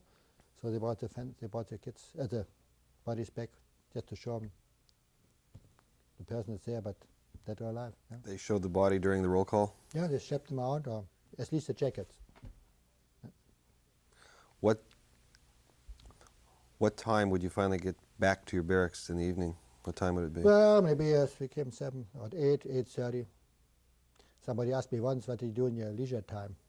I say, when you work 10, 12 hours with the food we got, in the evening we got the same ration like we got at lunchtime, water, soup, you're glad you fall into your bed and just no time to think, nothing. You're so exhausted and so worried what happened the next day. And of course, with all the bad food and hard work, like anybody else, lost weight. When I came into the camp, my weight was about 165 pounds, and when I left camp later on for liberation, I was liberated, I was down to 95 pounds. So, was the day that you described, was that every day, 7 days a week, or did you have days off? yeah, I think sometimes on Sundays we had off, or we had, they let us work inside the camp, carry some rocks from one end to another one just to keep us busy. And then you arrived in at one end, the guard said, I want on this end. So just back and forth and just chicanery, just give us a bad time. Just let us work and march us around and give us a bad time. Yeah. Do you remember the name of the head of the camp, the commandant or whatever the title was? Yeah, Bernhard Ruckers. He was in charge of everything. And he was caught later on, and I went in '59 for a trial. They caught the guy in Germany. Could you spell the name, please? Do you happen to know? I think that was Bernhard. It was Bernhard, and Ruckers was Rackers, Ruckers. And you said you went back to a trial to observe or to participate? To testify. In 1952, I got the first notice from the German consulate from San Francisco to come down with some testimony. They caught the guy. And it was just before my son was born. I told him I wouldn't go for nothing. My wife was too. So they sent the second consul from San Francisco here to the Olympic Hotel at the time. And he hired a German exchange student to take my testimony down. And every time I said something about the camp, the German 20, 25-year-old guy said, that couldn't have happened in Germany. The guy said, if you don't shut up, I get somebody else from the university to take your place. So they sent my testimony to Germany, and in '59, it took 7 years almost, I was asked to come to Germany. One friend of mine from the east, and they would have somebody from the west. I didn't want to go, my wife didn't want me to go, but I talked to our rabbi, and he said, you made it, you're a survivor, you should go. So I went and just did my part. And the guy, he was 56 years old at the time, and he got about 30 years penitentiary. And at that time in Germany, if you got 30 years, you got 30 years, and not like here, after 7 years, good behavior, let you out. That guy got I figured 30 years, he'll be 86, and you're not going to make it anymore. Turning back to when you were in Auschwitz, were illnesses or sicknesses common among the prisoners? Oh, yeah. Did you become ill while you were there? Yeah, I was all right until about summer, fall of 1944. All right, that means I saved myself so as good as possible. But then, you know, every 6, 8 weeks or so, they had those dreadful selections. That means the head doctor from the main camp comes with guards, SS guards, and a guy who takes your names, numbers down, and you strip naked and march in front of those guys, back and forth, turn around as fast as possible. And if you don't move fast enough, march fast enough, turn around fast enough, you say, well, that guy is not able to go to work anymore. So you put your number down, and next morning you were supposed to report to a certain spot after roll call when everybody marched out, and that was it. And when your number was called, there was a bittersweet joke. Oh, you're going to the Sky Commando. Sky Commando, yeah, that means they gas you, burn your body, and your body goes up in a crematoria to the sky. That was your Sky Commando. It was a bittersweet joke. Was there a clinic or infirmary for prisoners there? Yes, there was infirmary. There were some famous doctors. In fact, I had some scar on my neck. I had a carbuncle, which is a big furuncle. And it got so big I had to report to the infirmary. And the doctor told me, you know, I got nothing to I had to cut you the way it is. I got nothing to anesthesia or something. So he put me on a wooden table, and 2 guys held my arms and 2 guys my legs. He took a sharp knife, cut me in the back, crisscross, took that thing out, put a paper bandage out, and said, you know what, 3 days from now you have to go out or else I have to report you. So, you know, after he had a little surgery like this, I had to leave. I got paper bandages, and I reported back to work. And if I don't go out, they'd report me. And what would have happened then? Not able to work. Next morning, same thing. You said it was you described it as a carbuncle? Is that what you said? Carbuncle, yeah. Was that a type of infection or something? Carbuncle is from all the bad food, malnutrition, I see. dirty food. You get it on the arms, I had it on the arms, neck, and then that was in summer, I think summer 44. Yeah. Did you know of any prisoners from your barracks or nearby who went to the infirmary and didn't come back? Yeah, very good friend of mine, Freddy Liegner. He was a really buddy of ours in Neuendorf on a farm. He got so sick, and I asked another friend who was on the soup commando to give him a little bit of food, but he said, no, here in camp is everything different. I have to sell my soup. I said, what do you mean sell your soup? Give your buddy another extra plate. Well, he didn't do it. And Freddy was one of the stronger boys. He died after a few months. I had another friend, Paul. He was built like a football player. He could play for the Seahawks, 6'5". Because he was so big and strong, the SS gave him always the hardest jobs, carrying cement bags. And after 6, 8 weeks with that food we got, he collapsed, and he was not the first one to die because he was so big and strong and not enough food. So he collapsed, and then Freddy died. And then some other guys I know, but little by little. Where were those 2 from that you mentioned? Were they from Germany? You knew them from Germany? They came to the farm. One was from Westphalia, and I think Freddy came from Berlin too. Who was from Australia? Westphalia, that's a problem. Oh, excuse me. Westphalia. Westphalia, yes, I've heard of that. Do you happen to remember their last names? Paul or the Paul other one? Henriksen and Freddy Liegner. Thank you. You mentioned the Sky Commando, the sick joke that you described. When do you remember when you first became aware of the gas chambers and the crematoria, or how you became aware of that? Well, you know, rumors went around from people who were near the gas chambers, you know, when you came in the camp, and there was a terrible smell, we were told, and the chimneys were going 24 hours. When you asked what does it mean, the older all the inmates said, don't ask any dumb question, you will find out yourself. So after a while, they find out the smell was from the dead bodies, from the corpses. They couldn't burn fast enough. And the chimneys were from the crematoriums. They couldn't burn the bodies fast enough, and that went day or night when you saw the chimneys going. According to research, they gassed about 9,000 people a day, but the crematorium couldn't take it. So to make it really clear for people who live here to understand, not too long ago we had that case from that Wesley Dodd, the guy who killed the 3 boys after abusing him.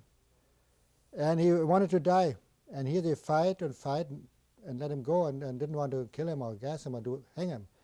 And here in Germany they killed every day 9,000 to 10,000 people, and then nobody saw that anything was wrong. Gassed them or killed them or shot them. And that shows you how much life meant by a state-supported action against people who the only mistake was they were born Jewish. During the time that you were in Auschwitz, did you personally observe mistreatment of prisoners? Oh yeah, well, beating like this, that was nothing. In fact, I had an experience. I was ordered one morning after a roll call to go with a group of 10 people to a certain spot. I think it was a laundry. And they were all, I think I was the only person who could speak German. The rest were Romanian, Hungarian, Polish, Jews.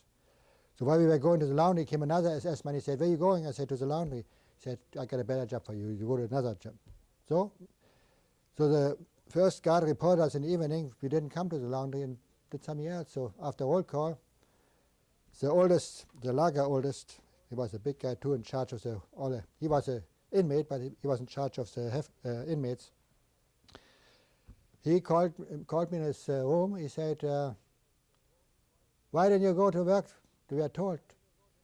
And I was the only one speaking up. I said, "We were told by another SS guy." "Oh," he said, "you're the only guy speaking German." "Yeah." "Oh, that's good." He said, "You're going to get it for everybody else." So he put me down and he gave me, I was ordered to get about 10 leashes over my behind. And after 3 or 4, I screamed like something. He said, "Oh, well, you got enough now." And let me go after 3, 4, 5 times. And I came back. I had blue and green for days just because I spoke up. But I said anything, well, I don't know what happened. When you received the lashes, were you allowed to keep your pants on, or did you have to take them off?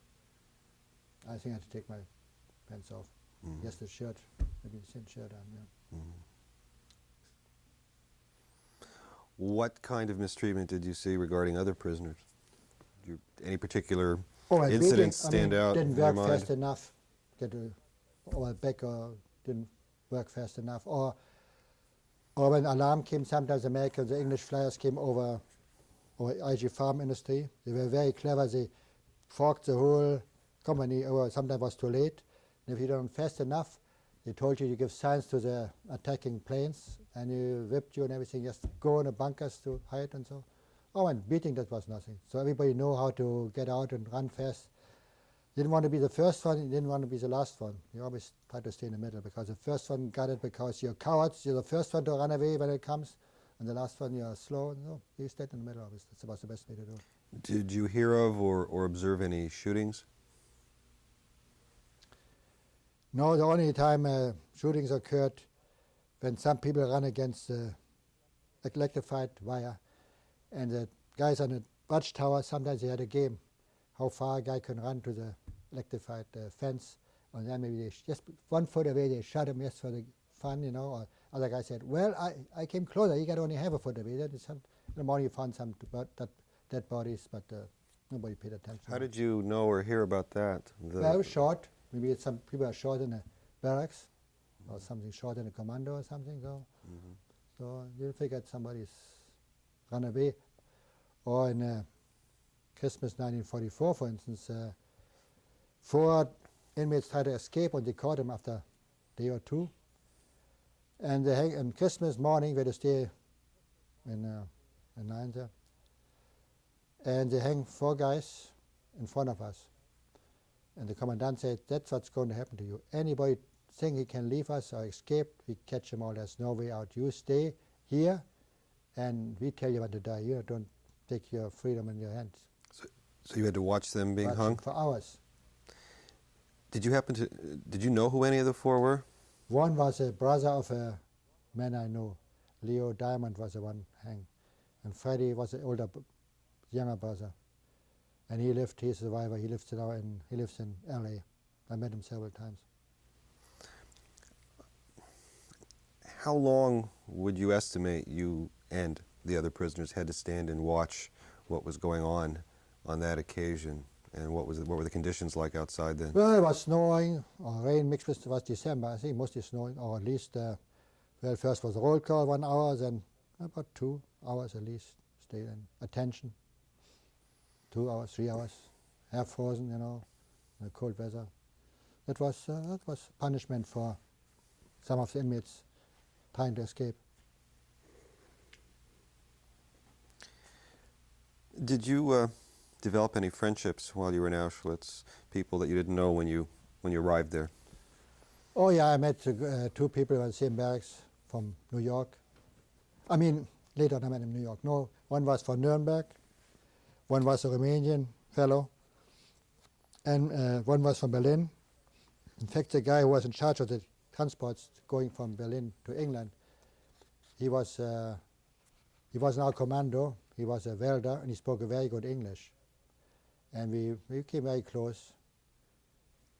We had nearby prisoners working, Canadian prisoner of war. When nobody was around, he went over and started talking in English, say what's going on, buddies, and they told me exactly. We know about the Normandy invasion. We know when somebody tried to kill Hitler. And we always figured, oh, another 3-4 weeks, the troops come into Germany. Or when Hitler was supposed to be killed, tomorrow we are free. We know everything, but then our hopes always dashed for the next time. What were the names of these friends that you made there? One was Albert Kimmelstiel.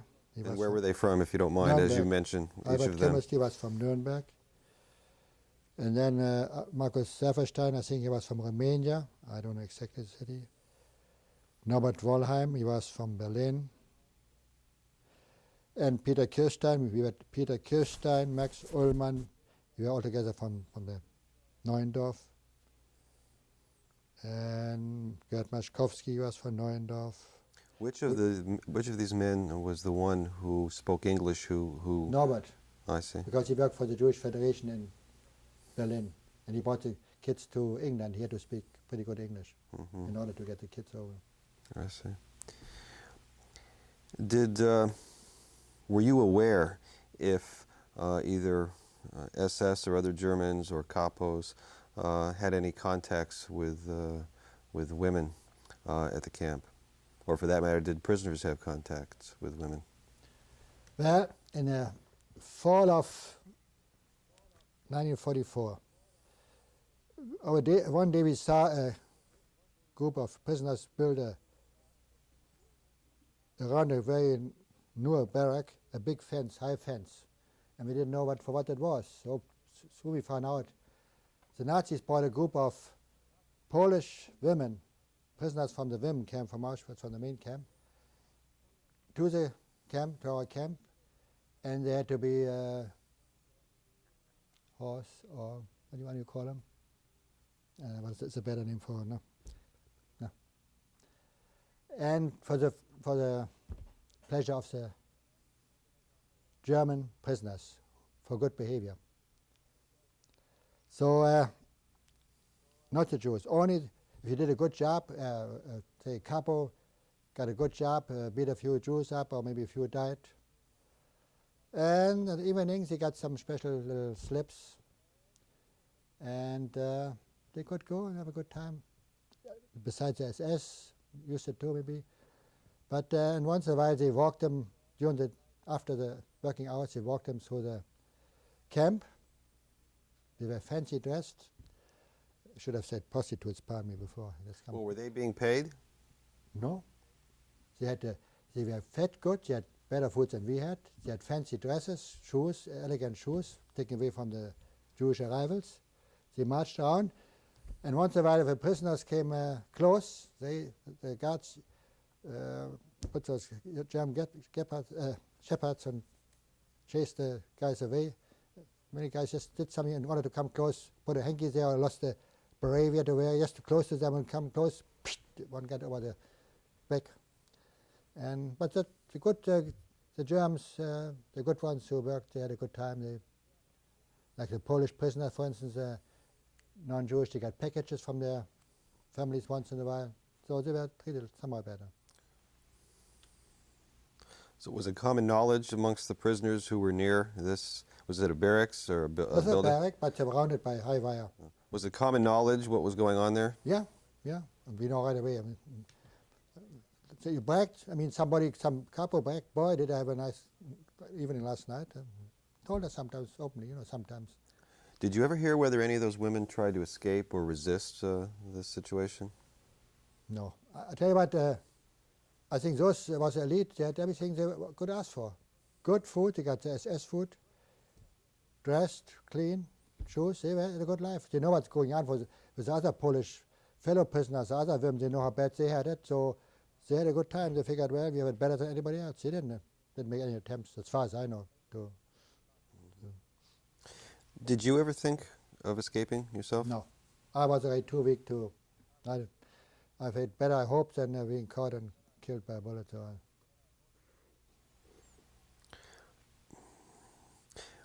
Were you aware of any attempts by prisoners, Jewish or non-Jewish, to sabotage work at the camp? Well, the guy in charge of the infirmary, his name was Leiser, and I found out Leiser Stillman. He was a communist, and he sat already in a jail and penitentiary before Auschwitz was even built. But because he was an old prisoner, never mind he was Jewish, he had an early number. He was kind of respected even by the German inmates. So he got a good job. He was in charge of the infirmary called the Krankenbau, sick bow. And in our group, in other groups, there were some Zionists, young people that had in mind to go to Zionists. They want to go to Palestine. And for some reason that Eliza, he had a special liking to those young people. He figured if it comes to revolt or something, and he can trust those people and they would help him. So when one of the young kids, I mean, talking of kids, I was about 22, 23, and those young fellows were 15, 16 and a half. When they got sick, they got the best treatment they could with all the little medication they had to make them work able again and get them out within 3 days. And little by little, they found out, which I didn't know, I found out after the war. Some people smuggled some weapons, and they hid those weapons underneath the infirmary. And Leiser was in charge, and he said, when we got enough weapons to start something, I let you know, meaning so younger, 17, 18 Zionists, and we do something, even if we die, break out of that darn camp or kill as many SS men as possible. But they waited and waited and waited, and later on, of course, it was too late. Yeah. Did you know Leiser yourself at the time? I met another friend I know. I could have been that he walks through, but I was treated by another friend, not by Leiser. He was more, he had to make a list up who died. Sometimes he changed from a dying dead body to numbers. He changed the numbers just to save somebody else, and so yeah. Another friend of yours told you about this situation?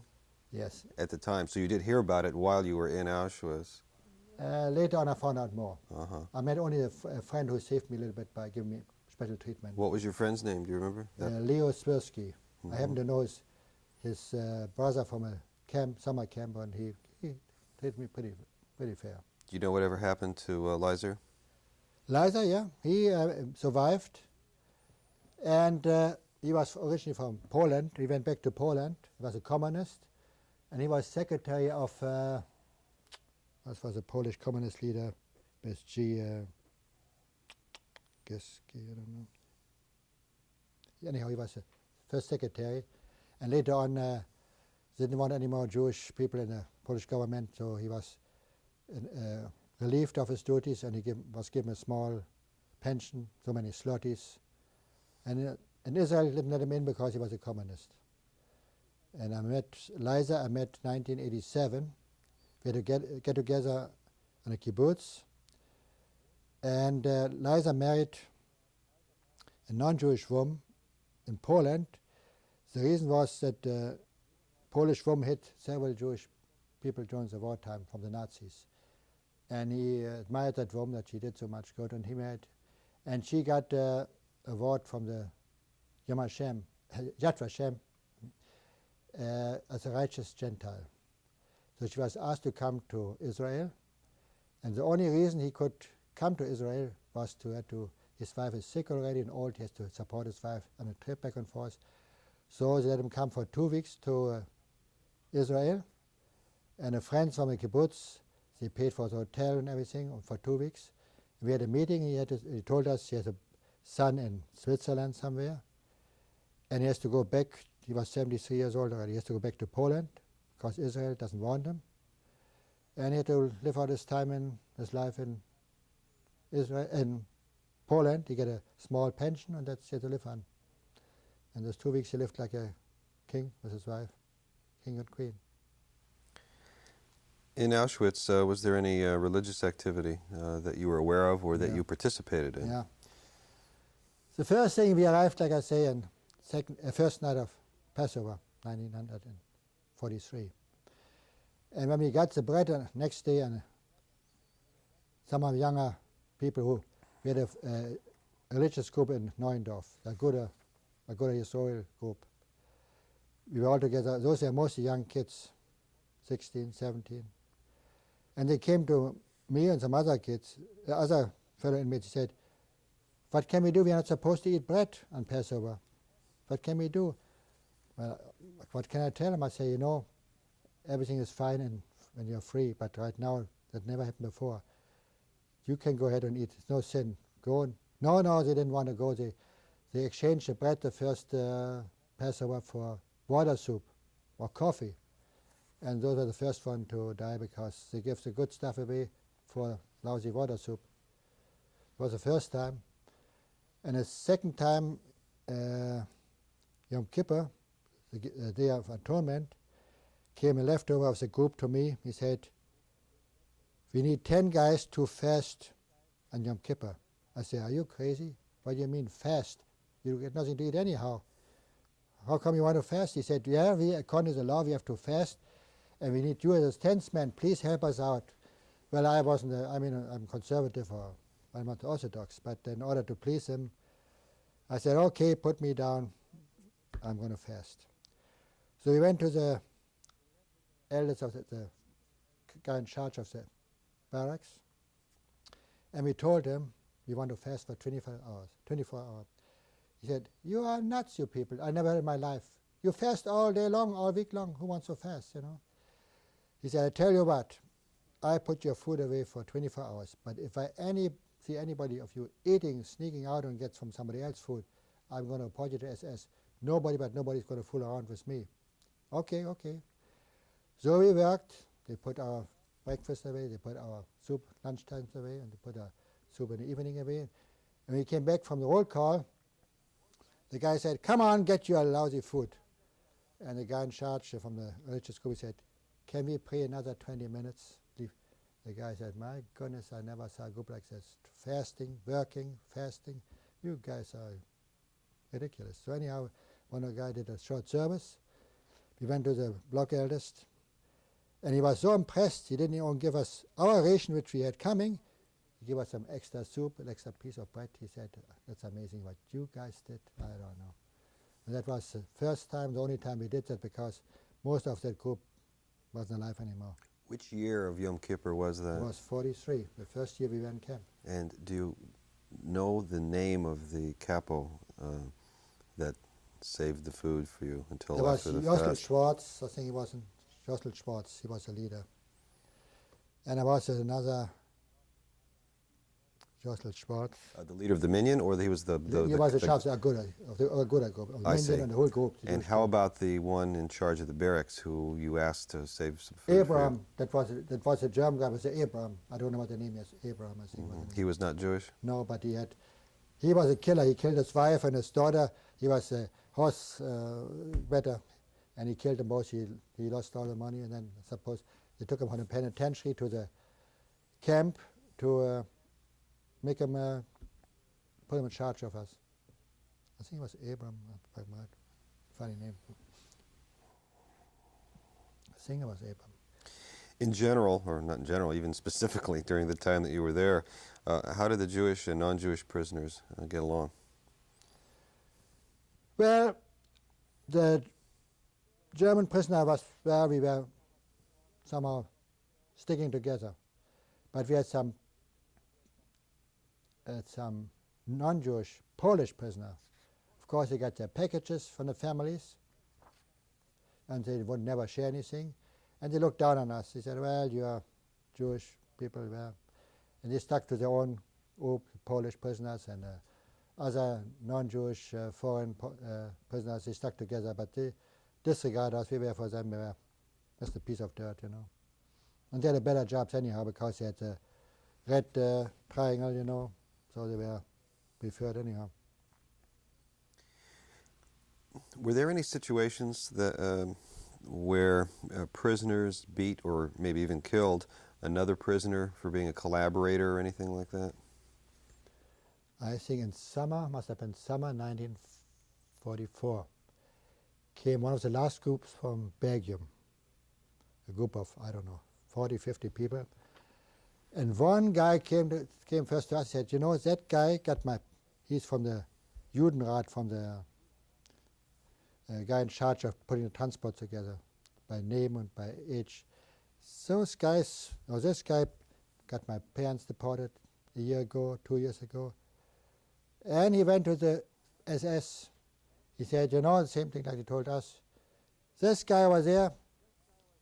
He's much younger than I, but he was kept back because he gave the Nazis all the information about the parents and other people, age-wise and so. And he got my parents deported years ago and my fellow friends. And this guy is the last one. And finally they got him, and he came with the last transport. What can we do with the guy? So I said, do whatever you want to. Next morning we found a guy dead in a barrack. No shots were fired, no nothing. Somebody must have wrung his neck, and he was dead. Some of the fellow Belgian prisoners killed the guy. And that, well, as I said, well, one guy less to kill, so they killed. Did you ever hear his name by any chance? No. It was a French name, no. You described an incident where you received several lashes because on that occasion you were the only one who spoke German. Did you ever get lashed on any other occasion? Yeah, I was smart. Sorry, I was so smart aleck. One day I was running around in a camp and I saw a pile of sweaters for disinfection. And nobody was around. I grabbed one of the sweaters, hid somewhere, put the sweater over me and put the jacket on again just to keep warm. And I didn't know those were full of lice, those sweaters. They were supposed to be. And after a day or two, I felt kind of a little itchy and so. And there was a control, lice control, and they found some lice on my body. And I was called to the elders of the camp, and I got some 4 or 5 to bring a lice epidemic. Could have brought something to the whole camp. And then I take a shower and they put all kind of stuff on me and send me back to work. And so. You had 4 or 5 what on you? Lashes. That was a common punishment. Not in a little in the face. Give you one slap in the face. It didn't do any good. So the punishment was so many was the lashes. A guy I know, he was. There was a rumor he fooled around with one of the girls at work at Archifarben, and he was called to the eldest too, and he was supposed to get 10 lashes. And he was a tough guy. And he didn't scheme after 10, he didn't scheme after 15, he didn't scheme, and he got so mad. And after 20, they let him go. And he didn't scheme. He said, "I'd sooner die," but he told us later on, "before I scheme. I'm not going to crawl down on my knees to those SOBs." And he came back, and the man couldn't sleep for weeks. He slept on his stomach. He was blue, green, swollen back, everything was swollen. But he was tough. He said, I don't let him make a slave out of me. And I think he survived. Do you know his name? Now I said, I think that was Abram. That was the one. I think the first guy was wrong. I think that was Abram. Yeah, he was a tough guy. We admired a guy like this. Yeah. How long did you stay in Auschwitz? Until when? Well, in January 1945, The Russians came closer and closer to the camp. In order to erase everything, one day they told us we have to be evacuated. But you know, in the meantime, we had those selections again. And By those selections again, you mean who was weak and who was not weak? yeah, and one day in fall, when they called the doctors, and like I said, for selection, I didn't march fast enough, back and forth, and my number was put down to after roll call next morning. And a funny thing happened in those days. From all the liquid, from all the soup we get, some people developed water in the legs, water in the elbows, water in the tummy, and I developed water in my face. In the morning I had a face bloated like this, and in the evening I looked like a, you call it Muselmann, skeleton of bones, skin and bones. And when my name was written down, I looked like I say, like a Muselmann, skin and bones.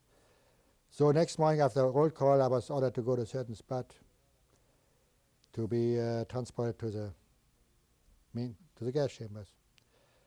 And of course I had that bloated face again.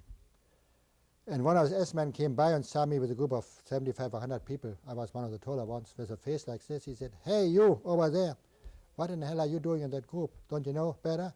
That group goes somewhere else."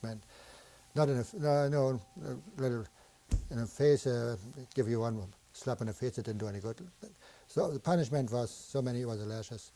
A guy I know, he was, there was a rumor he fooled around with one of the girls at work at Eichifarben, and he was called to the eldest two, and he was supposed to get 10 lashes. And he was a tough guy.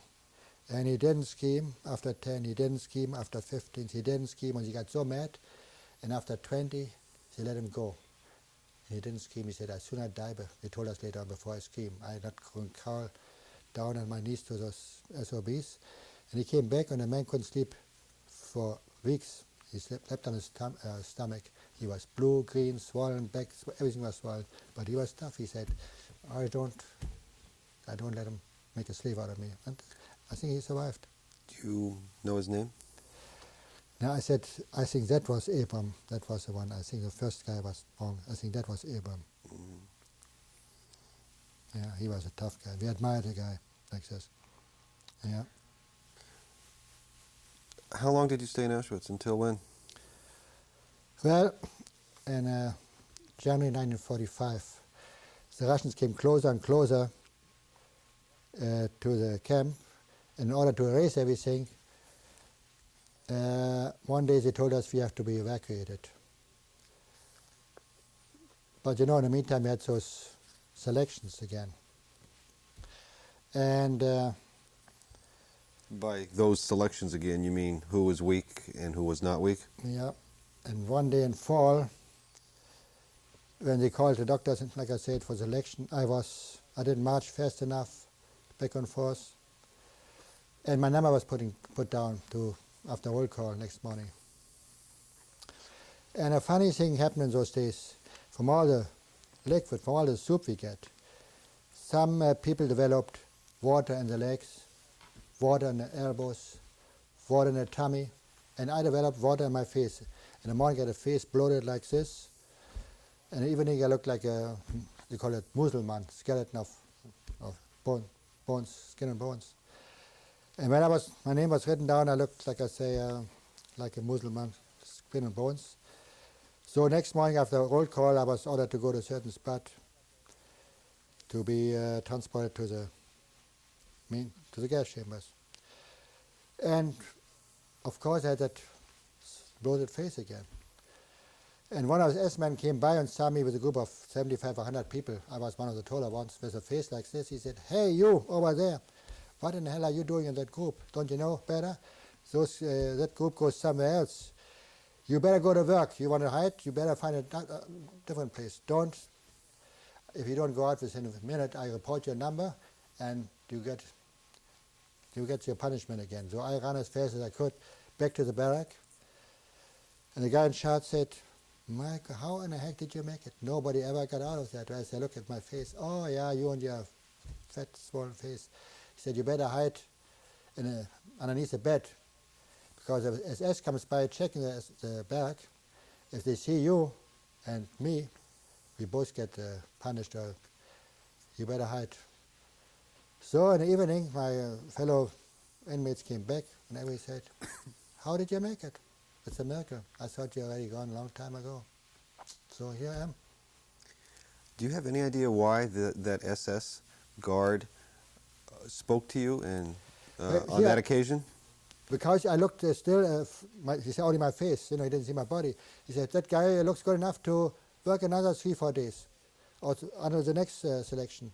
Let him work every day, let him work. So he didn't see the rest of my body, but if you would have seen the rest of the body, he would say, well, you your fat face. And then you were also starting to explain what happened before you left Auschwitz, and you said that the Russians were coming near. Yeah. How did you know that? Because here's artillery. Shooting, more and more attacks near the camp, the village nearby and so. And, once a bomb got into the camp by mistake, they didn't. And every bomb, hitting, we were happy. They couldn't aim good enough. We figured the faster they come here, we might be safe. But then on the 17th of January 1945, we heard some rumors that we have to leave the camp the next day. And sure enough, on the 18th of January 1945, after roll call, about 10 o'clock in the morning, 11 o'clock, the siren went, and we were ordered to go on a certain spot, roll call again. And we could take our blankets along, one blanket to keep warm. Everybody got a little piece of bread, and we were sent on a death march, about 16,000 people, to the next camp, which was Gleiwitz. And, we were weak already and sick.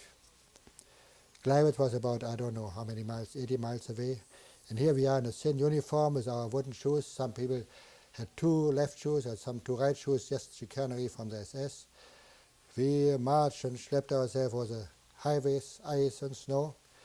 And when you broke down, because you were too weak, or slipped and couldn't get up anymore, came SS and give you a shot in the head. I saw 1 or 2 guys got shot in the neck, and one SS man went on a bicycle or whatever to the nearby village or town, told the mayor, you better get rid of the bodies before the Russian troops come, bury them somewhere.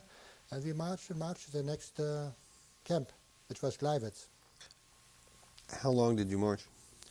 Was it a day and a half or so, 2? Did the SS also march, or did they have vehicles, or? Well, the big shots had the vehicles, and some guards were returnees from they used everybody from 16 later on, 16 to 65 and 70. In fact, we had a guard, a soldier, more or less. He was an underguard, he was a soldier. He couldn't even carry his own rifle. So he gave a guy next to him a rifle and told him, you better carry it, and one wrong move, I reported as SS. So here was a guy with a rifle, loaded rifle, carrying for the old soldier. Of course, when SS came by with a bicycle or motorcycle, he took right away the rifle, carried the rifle. Did they use any animals or dogs or anything like that on the march? At that time, no. Mm-hmm. They had them already taken out. Just some jeeps came by with the big shots, back and forth, and they checked the march, and then they went back in front again. And so we rested once or twice. How much food did you receive? Well, we got, I think, a double ration. Instead of one piece of bread that we used to get, we got a double ration. That was that. Mm-hmm. And of the 16,000 that you mentioned, were they mostly Jewish, all Jewish? Do you have any idea? I think mostly Jewish. Do you have any idea how many survived? Well, after the war, we were told, somehow we found out out of the 16,000, maybe 3,000 survived from that march. And you said you went to Gleiwitz? Gleiwitz was the first camp. They were overloaded already. They didn't want us there. So we stayed there for one night. And then they brought us to a nearby train station and loaded us in open cattle cars with the idea to put us to Mauthausen, Austria, the main camp in Austria.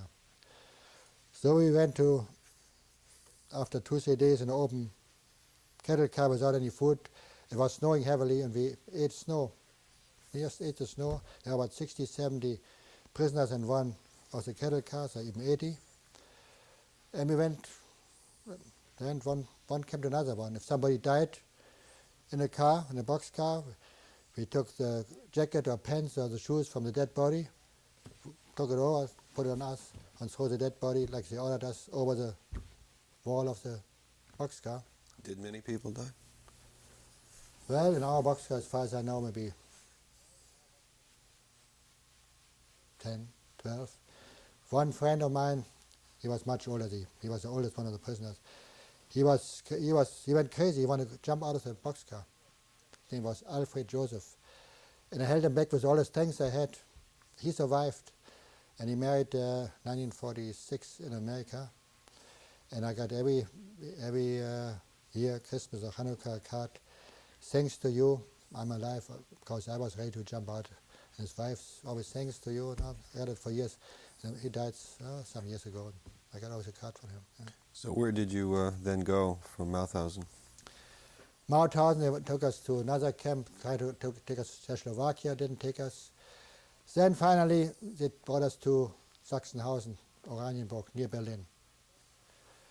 And there they accepted us for 3 days, gave us our lousy rations, but we had to sleep on cement, in a hall, big hall, slept on cement floor.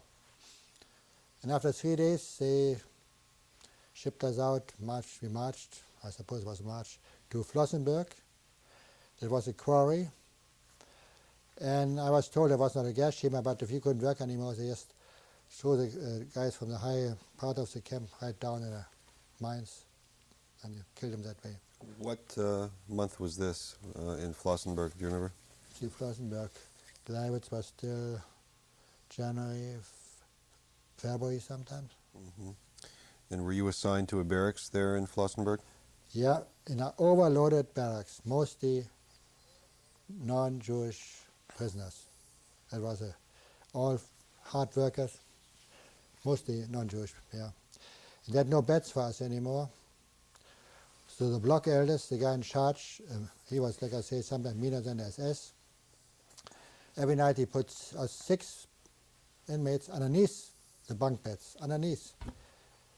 And he told us, you have to sleep, and we put you together, I put you together like sardines. And once in a while he ran over our bodies, back and forth, just for fun. There was one Hungarian prisoner, a Jewish man. For some reason he didn't like him. He gave him a cold shower, chased the guy out naked in the cold weather. It was still cold in February. And in again, cold shower, out, in and out. After half a day, the guy collapsed and was dead. You saw him shivering inside, outside, screaming, got beaten up, out again. That was a fellow prisoner. Instead of being against the Nazis, that's the way they treated, to make himself a good name with the Nazis. You don't happen to know the name of either of those, do you? No. Mm-hmm. In Flossenburg, did you still know anybody from the pre-war days at that point? No, we were separated in Gleiwitz. How long did you stay there? Oh, could be 2 weeks, 3 weeks. You lost already. Sometimes you lose your time. Yeah. Where did you go then? Then we went to another camp, Leonberg, that was farther, closer to Dachau. And it was, we didn't work much anymore because there was no work left. I mean, it was just a camp, we marched around and so, I don't know, did we work or it? But I only have, if I remember right, one day came a fellow inmate to me, he said, I'm Jewish, but nobody knows it. I'm a kind of a Sonderkommando. But I tell you what, I have a good job for you. You can get extra soup or extra piece of something. But if you make any rumors, then I do something to you. So what was my job? Every morning before roll call, I had to go from one barrack to another with him, and we carried his dead bodies out, took the jacket off, and brought the jacket to the office of the SS, and they put the numbers down, who died, or got killed overnight. And that was our job. And with the same hands, as dirty as we undressed the people, the dead bodies, with the same hands, I got my breakfast, ate my bread. You say you were not you were an animal. Today, you touch nothing, but today, like not just you just a piece of machinery. Took the bodies, put them down, received your food, eat your food, go to work, go to work. So it was just a machine, part of the machine.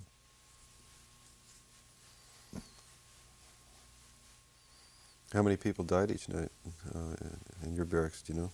Well, 4, 5, from my barrack. Might be another 10 in other barracks and so little by little, I mean, not enough food. Sometimes the food didn't come through because the English were attacking the camp. And so, no food, one day without food, so what, what to take care. How long did you stay in Leonberg? Maybe March, middle of March or something, March, middle or end of March. 45. 45. And where did you go then? Then we were marching towards Muldorf. It was a new camp because Dachau was overloaded or overfilled. There was another camp they built nearby. And we were already worn out. We could hardly march anymore. We were weak and everything.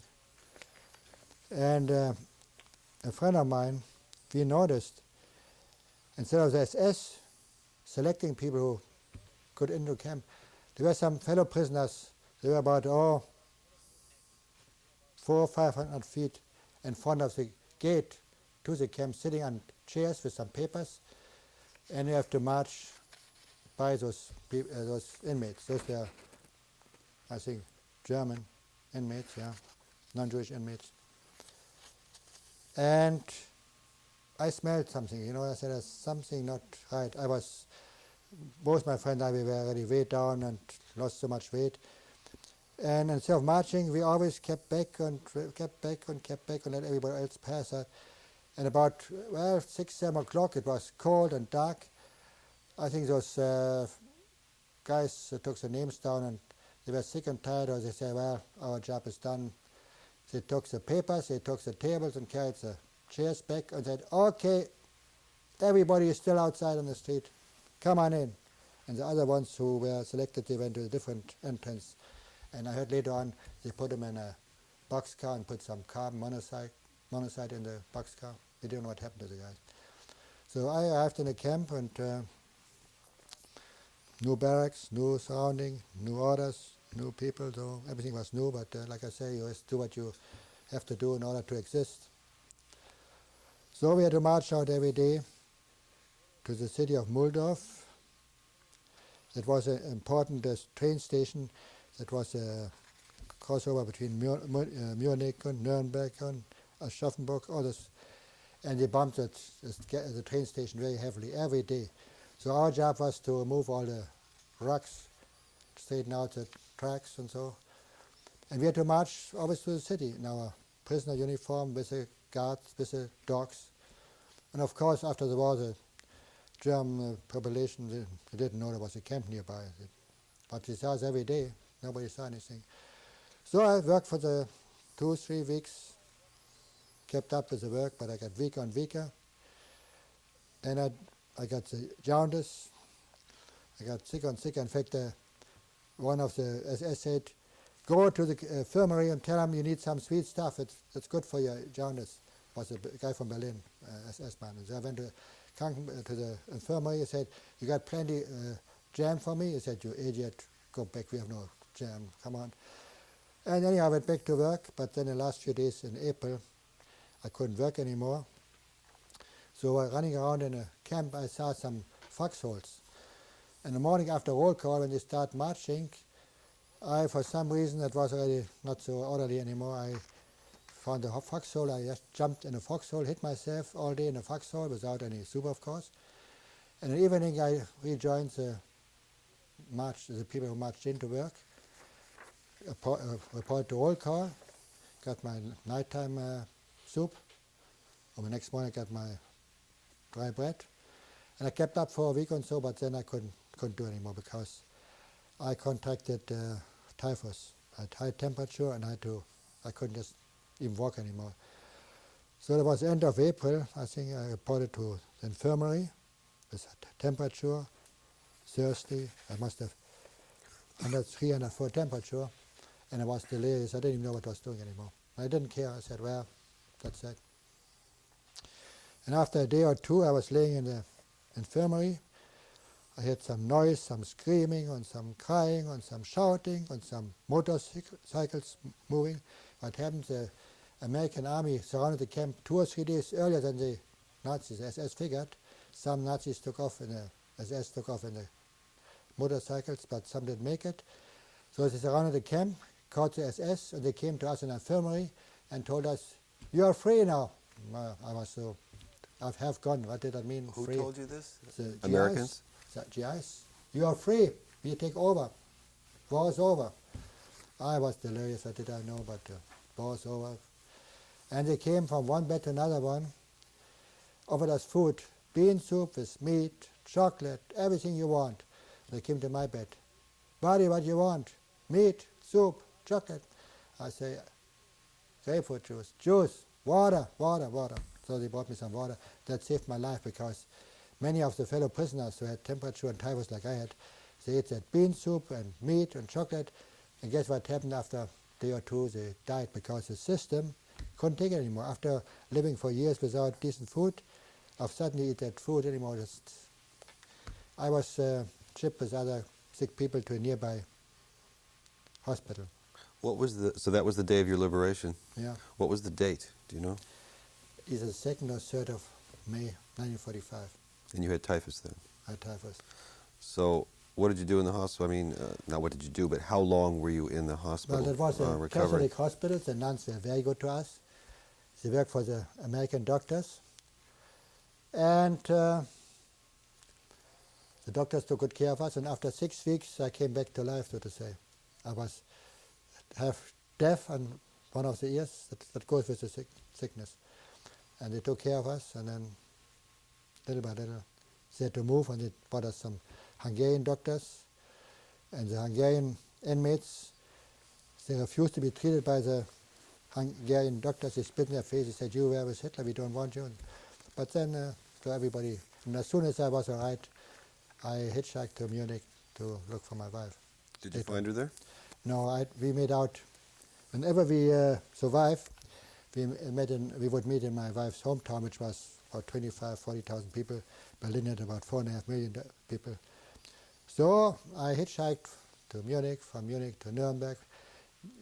Nuremberg, I went to a little city, Hof, on the American zone border. And then one night I sneaked over in the Russian zone, over a little farmland, sneaked in, and I found my wife. Must have been July, August. After 28 months, we came together again. And that was in Arnstadt, the town she was from? Mm-hmm. There's now a document or a photo in the monitor. Could you identify that place? Yeah, see, like I say, in Arnstadt, the Thuringia was occupied by the Russian army. And they treated us pretty good. We got more food than anybody else. We got extra bread, extra this, and extra this. In fact, we met once a Jewish officer, and he gave us sausage and bread. He said, on Shabbos you should live better than the Germans. And we got a little, that was identification cards from the military government. And they were good to us. And we learned most important words were Tovarish, Russian, comrade, and Yevrei. And every time somebody came up and we had to go to the next city, the trains were overloaded. So we said, Tovarish, Yevrei, so let us come to their first class or second class. They were good to us. They treated us very decent. And we didn't get an apartment. We got a room in an apartment. There was a widow. Her husband was a writer from the Nazi paper in that little Arnstadt.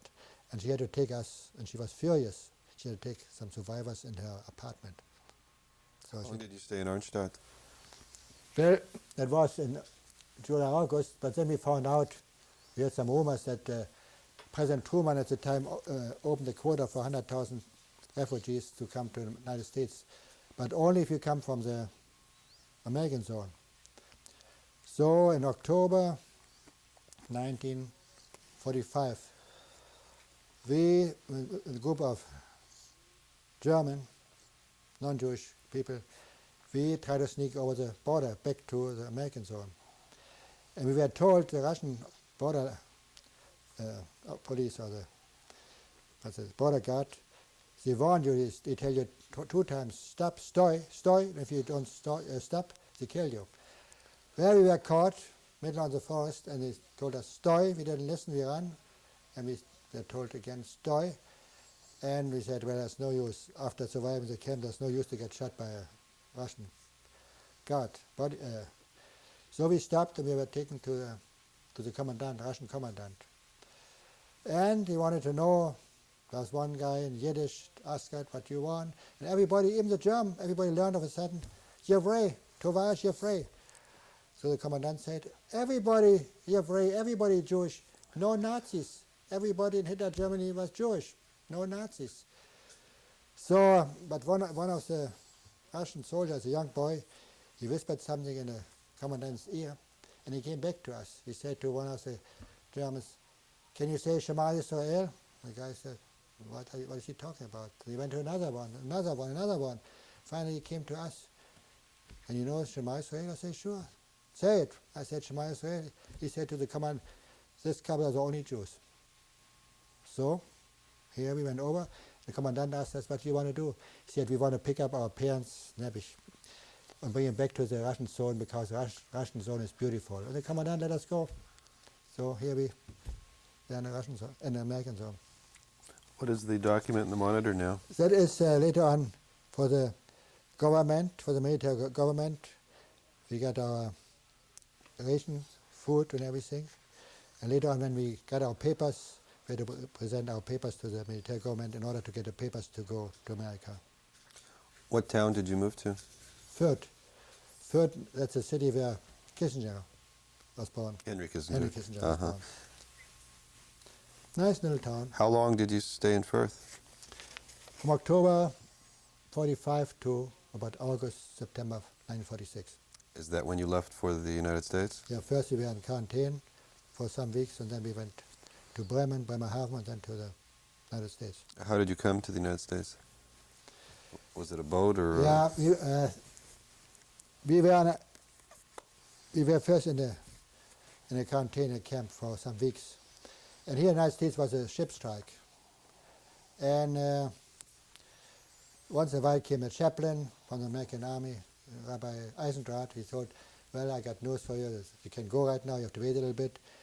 But then one day he came, and Rosh Hashanah in 1946, he said, I got bad news and good news. Oh, what's the bad news? Well, the bad news is, like I told you, there's a ship strike, but the good news is I got passage on an American troop ship, trooper. For you, 10,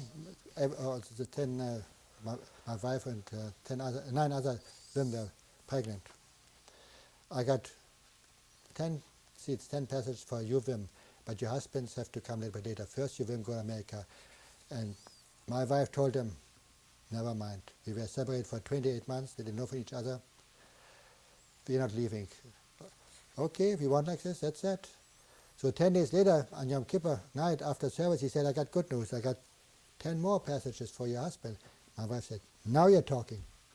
So we got our order to leave, and we went to Bremerhaven. To America. There are some other questions I would have wanted to ask you, but I understand we're running out of time, out of tape, really. And there's one question I definitely would like to ask you, so we're going to skip ahead to that, and that is this. As you know, this tape, in part at least, is being made for historical record and for future generations. Is there anything you would like to tell the future generations?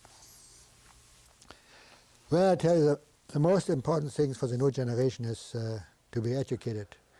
Because when we came to the United States and wanted to talk about it, everything was fresh in our minds. Everybody told us, forget about it. Never can happen here what happened. Even our own relatives in New York, my wife's and our, That is was out of the ordinary. That never happened. So we kept it to ourselves for years, so to say. We arrived here 46, but we know what we're talking. We talked once to a rabbi about it. And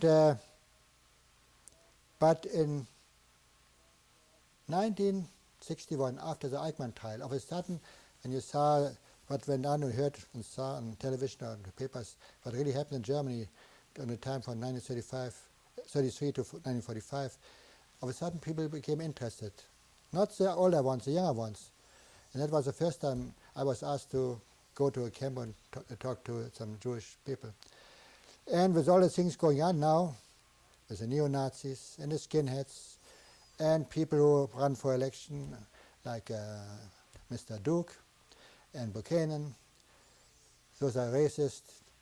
And if the people are uneducated and forget what happened, that one man started with nothing, with a bunch of people in 1923, and told him what he wanted to do, and killed 6 million Jews, another 5 million on top of it, and got 50 million other people into the war and got killed.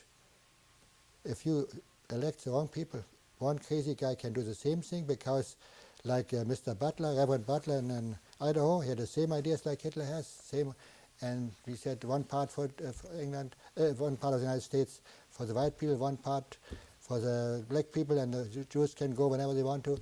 If that goes into people's mind and they brainwash people enough, it can happen again. So people have to be educated. And it's good to remind, never forget, because even people say, especially with the revisionists now, say it's a hoax, it never happened.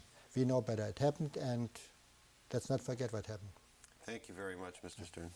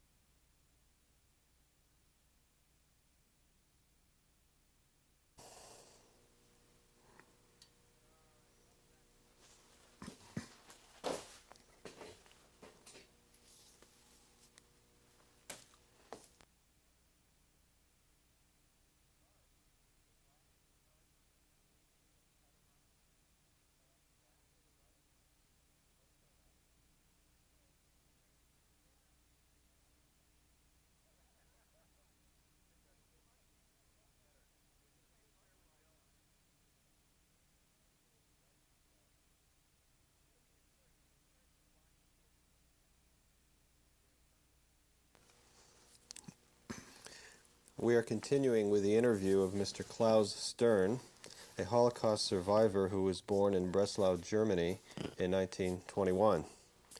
Good evening, Mr. Stern. Good evening. I'd like to begin the questioning tonight by going back to the period when you left Auschwitz. Do you remember the exact date that you left?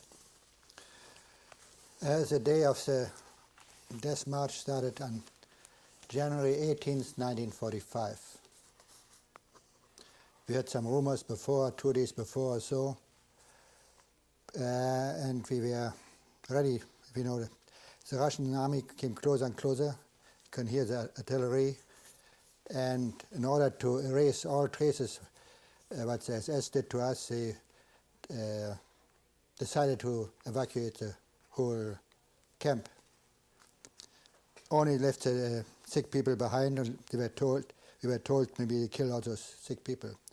Anyhow, about 11, 12 o'clock, the siren rang, and we had to go to a place and assemble, and all we got was a little piece of bread, and we were allowed to take our thin blankets from the beds to put over our shoulders. After all we had was a thin uniform, and was bitter cold, was way below zero, and we started marching out. The SS, on both sides, they left us pretty soon because they were scared of the Russian troops, so they put some soldiers who came back from the front. They put those soldiers in charge. And remember, there was an old soldier, elderly soldiers on our side, and he was so weak, he gave the rifle to one of the prisoners to carry. He didn't care, but then SS was still in charge, and so we start marching. Our aim was to march to the next camp, Gleiwitz, which was about 75, 80 kilometers away from our camp. And we had to march over icy highways in canvas shoes with wooden soles, 6 wooden soles. Now I don't know, anybody can imagine what a march that was, sliding, falling down. And if you couldn't get up anymore, that was the end of you. If you had we were about 5 to a row, if somebody fell down, the inmates next to him tried to help him up again and carry him. But pretty soon, when you couldn't make it anymore and you fell down, the SS told us, throw that son of a gun out on the side, and one of the SS guys came and just gave him a shot in the neck. In the next village we came, or town we arrived, one big shot from the SS went to the mayor of the town and told him to get rid of the bodies, pick them up and bring them to some dump in the town, because the Russian army was shortly behind us. We marched away about with 16,000 inmates, and I was told later on, end of the war, out of the 16,000 people, only 3,000 made it alive. You said, I'm sorry, that about 3,000 out of 16,000 survived the march? Yes, that's what they told us. Around 2,500 to 3,000 made it. We marched about, I would say, 3.5, 2 days, with just a short interruption, to Gleiwitz. And we arrived late at night, and when we came to Gleiwitz, the commandant of the camp said, we have no room for you. You can stay one night, and next morning you have to go somewhere else. So we got some, I think some soup they gave us, some thin water soup. And next morning we were brought to the train station, and we were loaded into open cattle cars. At that time, were there any friends of yours with you still from the camp in Auschwitz or before? I remember one elderly friend, he was a little bit older than we were. He was in the same group as us. Alfred was the name. And we were loaded in the same boxcar, open boxcar. Mm-hmm. I remember his name very well because he got so excited he was going to jump out of that boxcar after 3-4 days. He couldn't take it anymore. He was about 20 years older than we were. And I held him back. And so, like I say, we had no food. Once in a while, SS threw one loaf of bread and watched us how 80 to 100 prisoners fought for a piece of crumbs. And they had a good time of it and laughed, joked about it. But little by little, people died right in the boxcar. We about 80 to 100. And if you couldn't make any more, you were trampled. Some people stepped on you and you died. What we did, we removed the thin uniform and put on another jacket over our jacket or another pair of pants about our pants, or exchanged shoes. Some of us had only 2 left shoes or 2 right shoes, so we exchanged shoes. And we were ordered to throw the dead bodies over the wall. And after a while, the SS said, bring those Muser men, those are the people who have dead anyhow, throw them right away too with the dead bodies, and we finish them right up, off like the other ones. When you refer to over the wall, do you mean over the side of the boxcar? Over the side of the boxcar. Uh-huh. And what was the, you said you remembered the name of that older person? Yeah. What was his name? Alfred, I know Alfred Joseph. He was very much older than we were, and I held him back, and I remember he came to the United States too, and I got a card around Christmas every year. Thanks to you, I'm still alive. He remarried, he lost his first wife and family in Auschwitz. He remarried, and once a year or twice a year I got a card from his wife, thanks to you, my husband is still alive, and so on. We kept that up until he died about 15, 20 years ago. So we were there without food. All we did, it was snowing heavily every night and day, so we escaped the snow from the wall, from the top of the wall or from the bottom, and ate the snow. That was our nourishment for 10 days. We were supposed to go to Mauthausen, but Mauthausen was overfilled too. So they sent us back from one camp to another one. Nobody took us. And finally, after about 10 days, we arrived in Sachsenhausen. That's near Berlin. They took us there for a short while. First thing, we were told to take a shower, but we were so thirsty and exhausted. And when we went to the showers, first we didn't want to go in the showers because showers had bad memories to us.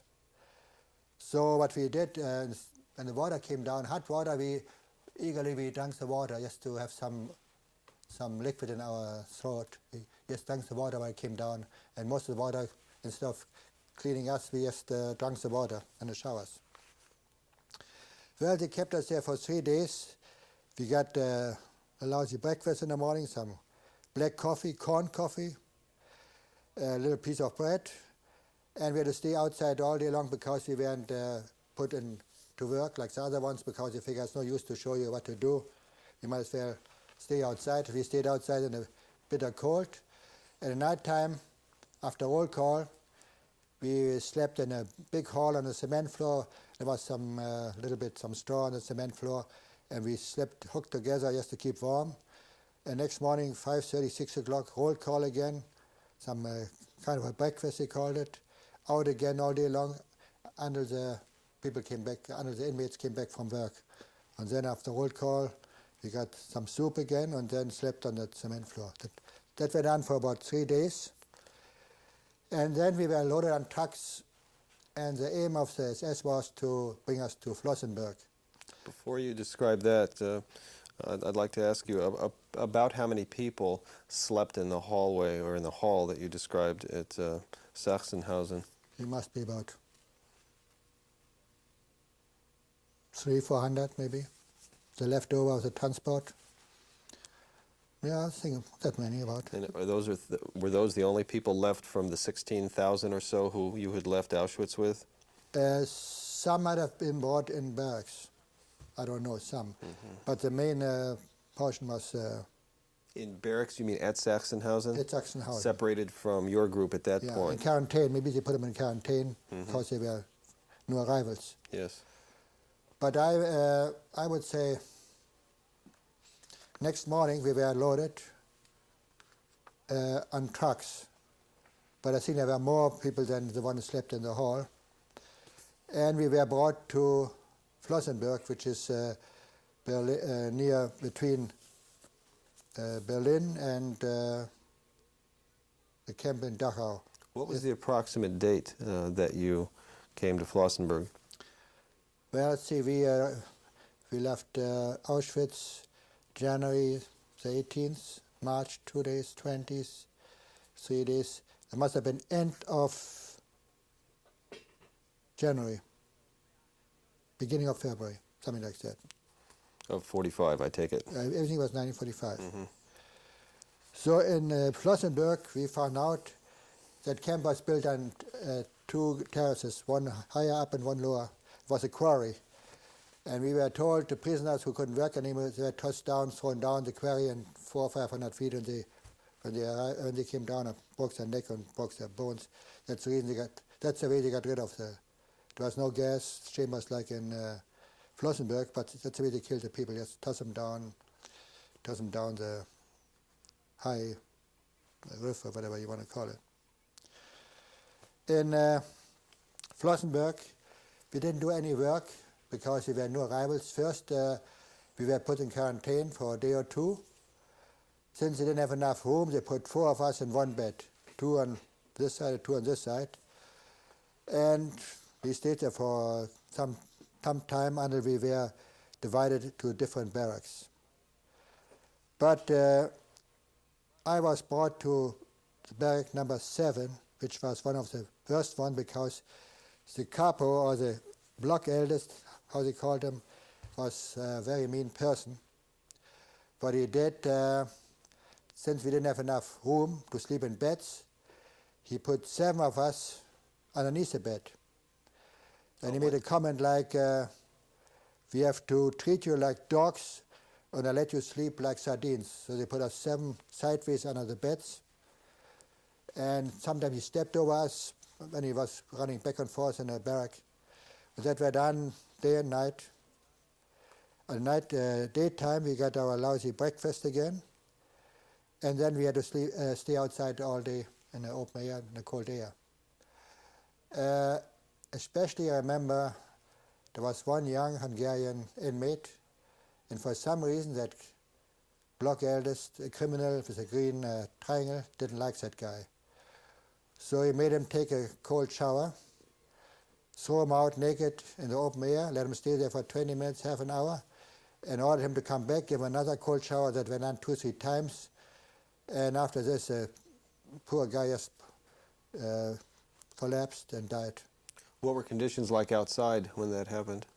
It was cold, still cold. I mean, it was beginning of February. It was still bitter cold. You know, in Germany, the winter starts about October, November, and lasts to way into April. Snow all the time. So we kept warm. We huddled together, rubbed our back just to keep warm. And of course, we had no gloves, no socks. We had some old racks around our wooden shoes here. But somehow we made it. Do you happen to know what that capo's name was? Flossenberg. Flossenburg.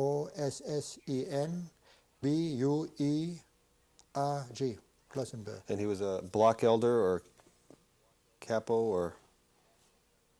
Well, see, there were the capos were the short for camp police. See, the CAs for camp and the police PO, the capo was those were the foremen for the work order.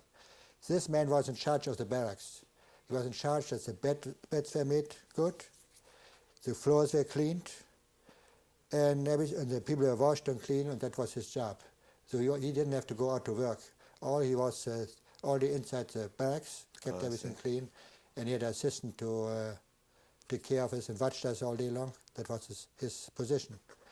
But he used his position to really do anything to kill people or give us a bad time. I see. But he figured for every prisoner he get rid of, get a better name from the SS, give him a better... Do you recall what the block elder's name was? Is that what? No, that's too long ago. Mm-hmm. How old a man was he, do you remember? He must have been in the 40s. Mm-hmm.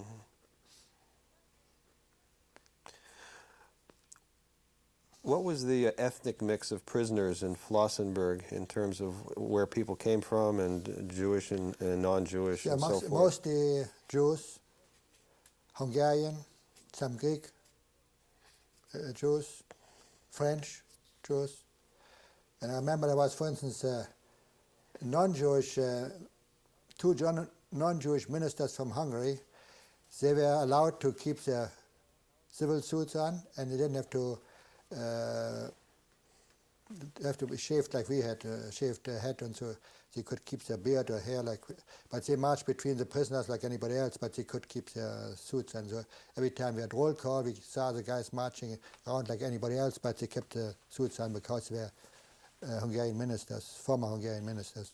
Were they assigned work like other prisoners, or? This I don't know, because after roll call, we were put up again in our barracks.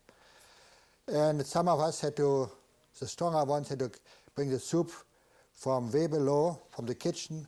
And I remember there were about 500 steps to bring the food up to our upper part of the camp. And if some 2 guys to a kettle spilled some soup, they say, okay, you guys spilled the soup, you don't get any food at all. You don't even know how to take care of the food, so they didn't let them have any food at all. So we got our food, went underneath the beds every night. Next morning, lousy breakfast, some black coffee with a piece of bread, all day outside in the open, cold air. And that were done about for 4 to 6 weeks. At that time was already end of March, something like this, middle to end of March. And one day we were told we have to move again because Allied forces are coming closer and closer. And we were marched to another camp which was hastily put up by the name of Leonberg. Before we get to Leonberg, I'd like to ask you another question about those Hungarian ministers. Do you know why they were in that camp or how they came about to be there? I suppose they were against Germany marched into Hungary, and maybe those two ministers didn't agree with the regime, with Hitler's ideas, and they were maybe communists, you never know. And that was the reason for them, because if you didn't agree with the Nazis, they were either put in camp or killed, so they put them into the camp as anti-Nazi, anti-government, German government. So you start. Yeah, so we were. Do you remember if they wore any badges or identifying marks? The Hungarians again? No, the only thing I could see, I mean, the little bit we could see, they had the civil suits on, necktie and everything. They dressed like normal people. But one had a beard, I remember, and full hair, so that was the only privilege they had. You never had occasion to talk to them or anything? No, we couldn't go close. Couldn't go close to them. I see. So you left Flossenburg for Leonberg, you indicated. How did you get to Leonberg? I think it took about one day marching, Leonberg, yeah. Do you remember arriving at Leonberg? Well, when we arrived, we were led to barracks, maybe 2 people against in one bed again because there was a shortage of beds. And the next morning we found out there were underground tunnels where prisoners had to work and work on parts for aeroplanes. And many times the Allied forces, the Air Force came low over the camp, and sometimes they shot at the prisoners. Why, I didn't know. And if I remember right, 2 of my friends, I met some friends again in the Leonberg, which I didn't have in Flossenburg. Somehow they came from another camp, and I think 1 or 2 by an unexpected air attack died. They put a blanket over them and ran from one barrack to the bunker and didn't make it in time, and I think they got killed, if I remember right. One of the 2 got killed right there, just a few weeks before liberation. While I was in Leonberg. Do you remember the names of either of them? One was Max Ullmann, and the other one was Peter Kirstein, if I remember right. And where did you know them from originally? From Neuendorf, from the farm we were together. What were conditions like for the prisoners in Leonberg? Well, you know, little by little there was kind of a restlessness. The SS was kind of worried. One side, Allied forces coming closer and closer, and what to do with us, and there was already some messed up. Little by little you could tell there was not something wasn't 100% going right. But people starved, I mean, and from all the movements from one camp to another one, and the malnutrition, people died. And I remember I met one young man, and he said to me, "You're the only one I tell you, because you're from Berlin too. I'm Jewish, and the SS doesn't know. And my job is to pick up people who died overnight, strip them of their jackets and bring the numbers on the jackets to the SS for that they want to keep track of the prisoners who died. And if you want to help me, you get some extra food." So every morning before, we didn't have breakfast, maybe the other one had breakfast, but before breakfast, the other guy, the prisoners and I, we went from one barrack to another one, carried the dead bodies and put them on one pile, took the jacket with the numbers off, and brought the jackets with the numbers to the SS to be counted. 10, 5, 10, 15, 20, every day. And right after this, we had to receive our food. I didn't have time to wash my hands or clean myself with the hands. I just touched the dead bodies. I had to receive my bread and eat my bread. Somebody would tell me today to touch somebody, even something dirty, and go without washed hands and eat food. It's unbelievable. But we didn't think. We were just like a machine. We just did what the SS told us. We just received our bread. I ate my bread in a rush, and then out again, and another day started. It was my day, and that went on for beginning of April. How did you feel about that job at the time? I despised my job. I hated to do that. But to save my life, what can you do? I mean, I got an extra piece of bread, an extra bowl of soup. In order to keep alive, I had to do it. If it wouldn't be me, he would have taken somebody else to help. So I said it's not a job I like, but that's a deal you get, so you have to keep on doing to be alive, to stay alive. You didn't have much time to think about it, right or wrong. All you want to keep alive, that's all you cared. I want to make it, as well as said later already, maybe the Allied forces are close to us, maybe I still make it. So this was my hope. I lived on hope, otherwise I wouldn't have made it. So anyhow, beginning of April, I believe, we were told we had to march towards the Dachau, but then middle of the march, we were told Dachau wouldn't take us anymore. They were overloaded. I think there were 150,000 to 200,000 already in the camp. So they put up a camp, not right now, but some months before, called Mühldorf, M-U-E-H-L-D-O-R-F. So we marched towards that camp.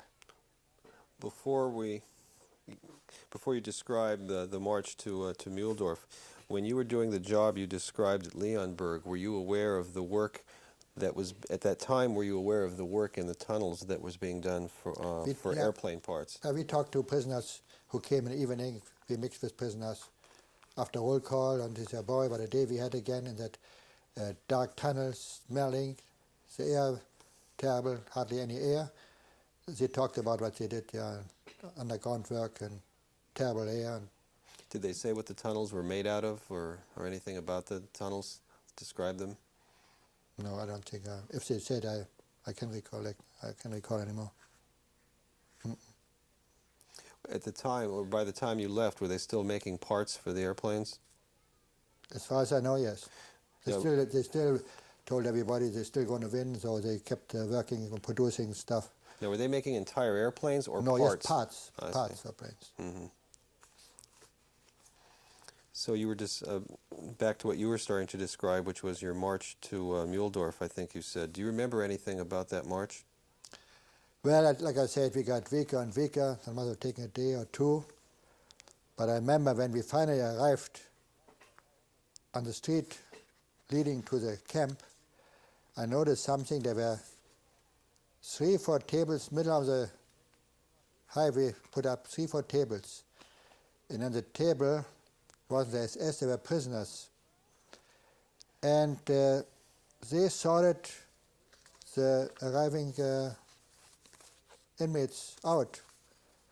And since I wasn't in good shape anymore, I said to another friend of mine, something smells. I don't like to go right through. Let's watch what happens.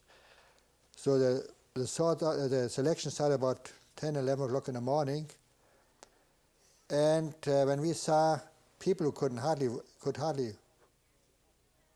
walk couldn't walk anymore, and people could walk, march still good, they let the people go in, and the one who didn't march fast enough, they put on the side and told him to wait. So I told my buddy, you know what, I wait to the last minute because I don't think I'm going to make it, the way they sort the people out. And by 4 or 5 o'clock, it was pitch dark, cold again. And finally, those prisoners said, heck with it. Any left over, just come into the camp, the heck with it. So I walked in with my buddy He walked in without having gone through selection. We walked into the camp. We're going to take a very brief break now to change the tape, and then we'll continue again. Okay.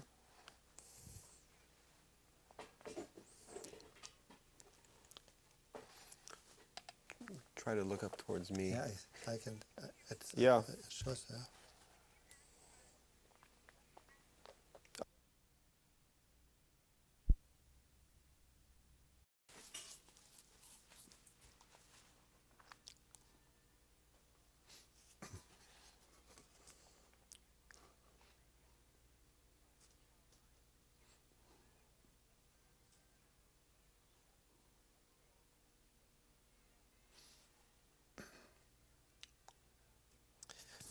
Mr. Stern, you were describing the selections that were made around the time that you arrived at Muhldorf and your determination to avoid being included.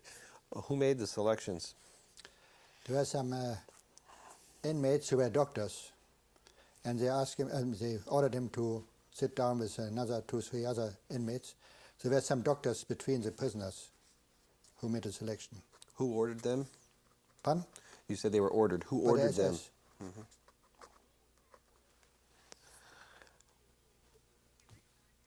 Were they Jewish or non-Jewish doctors? Do you have any It's idea? hard to say. Mm-hmm. Yeah, hard to say. I'm supposed it was mostly Jewish doctors. What were conditions like in Muhldorf? Well, in Muhldorf, shortage on beds again.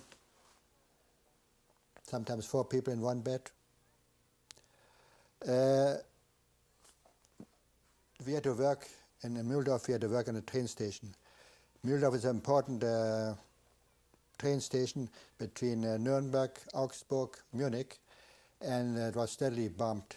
They figured it's a good place to bomb. So we had to march.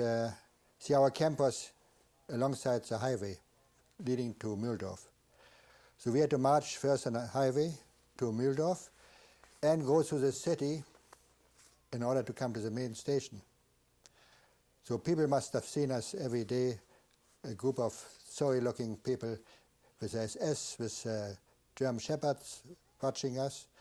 So we worked there all day long, removing those rugs and broken walls from the station.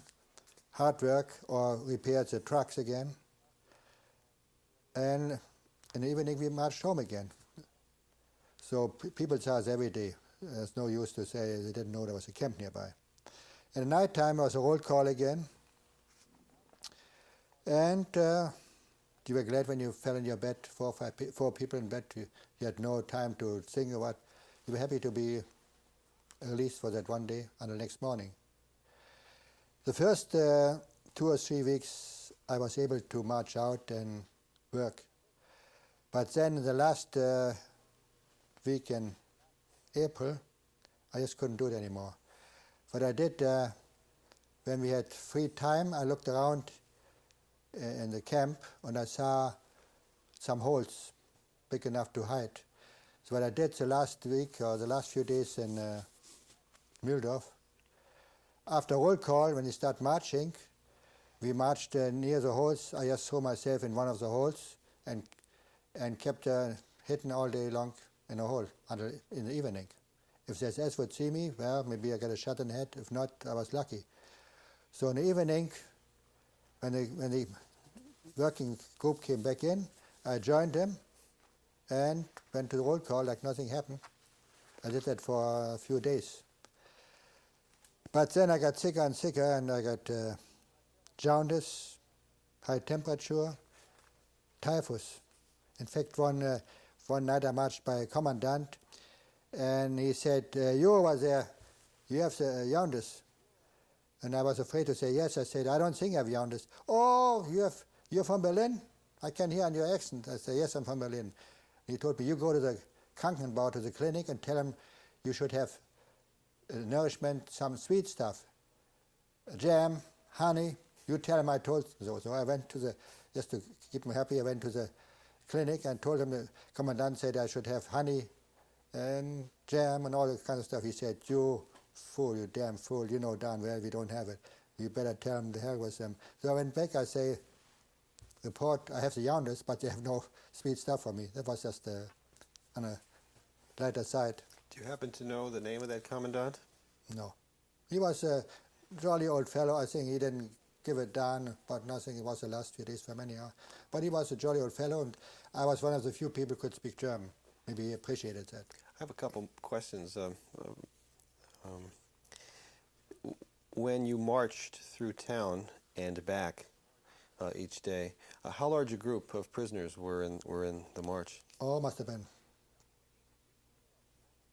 600, 700. It was a big group. It took about 20 minutes to have an hour to march into town. Do you remember if any residents of the town ever yelled or said anything to your group while you were on these marches? No, the SS kept people away from us. They were maybe on the sidewalk and they kept them away from us, and maybe, I didn't even see, maybe some might have questioned what's going on here, but they saw us, they know what's going on. The days that you found the holes in the ground to rest in, and then in the evening you joined the group again for roll call.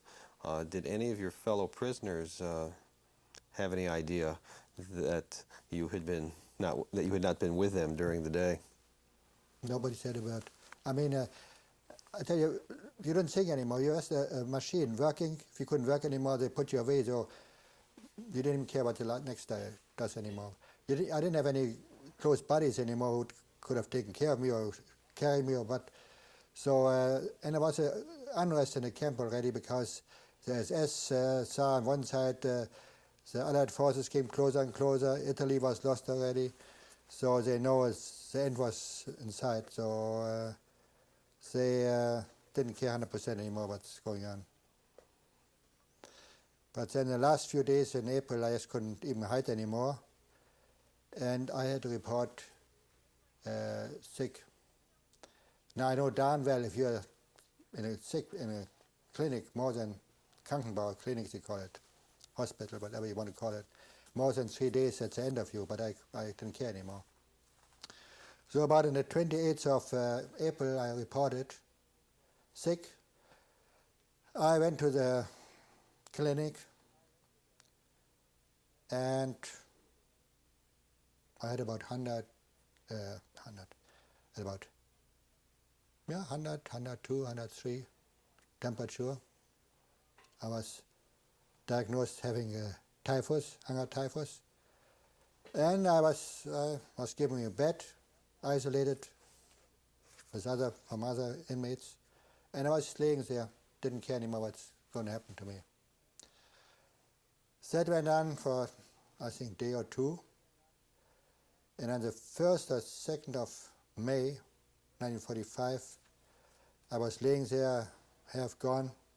I heard some screaming, some crying, some shouting, and I asked the guy in the next bed, "Hey, what's going on?" He said, "I think the Americans are here," because he had some English voices. And sure enough, another half an hour later, we found out, or I found out, the American troops arrived 2-3 days earlier than expected, surrounded the camp. The SS tried to escape. Most of the SS each had their own motorcycle. Some made it and some were caught by the Americans.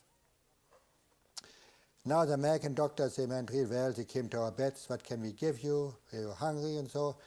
And some prisoners, they asked for food and they brought them bean soup with meat and everything. And guess what? After 2-3 days, those prisoners died because system couldn't take it. How can you take all of a sudden soup and meat and everything after you live on dry bread and water soup for months or years? I remember they came to my bed. "What do you want?" I mean, I couldn't understand very well English. I always said, "Water, orange juice." So they brought me orange juice and water. I think that would kept me alive because if I would have asked for food, I wouldn't have made it. The first thing they did the next day, they brought us to a nearby Catholic hospital. And there they were treated like human beings again. Like I said, I had typhus. In fact, I couldn't hear for weeks. I couldn't hear in my ears. There came some doctors, American doctors, they treated us well, gave us medication, what we needed. And it took about, well, 6 weeks to 8 weeks to bring us back. How would you describe what you looked like at the time you were liberated? All I can tell you, when I went to Auschwitz, my weight was about 160, 165 pounds. And when I came out, the first time I went on a scale, I was down to 95, 96 pounds. So the first time the doctor gave me a real check. What would you say was the date of your liberation, the exact date? I would say 2nd of May 1945. Now, you described these many camps you went through after Auschwitz, some for only a few days, others for longer. Do you remember the kinds of things you were thinking about during that period of shifting from camp to camp and seeing what you saw? Well, all I know, they wouldn't shift us or relocate us if everything was all right. So we know the Russian front was in the east, we're after them. And then from Italy and from France, other troops came from one side. So they were little by little cornered. And there was a certain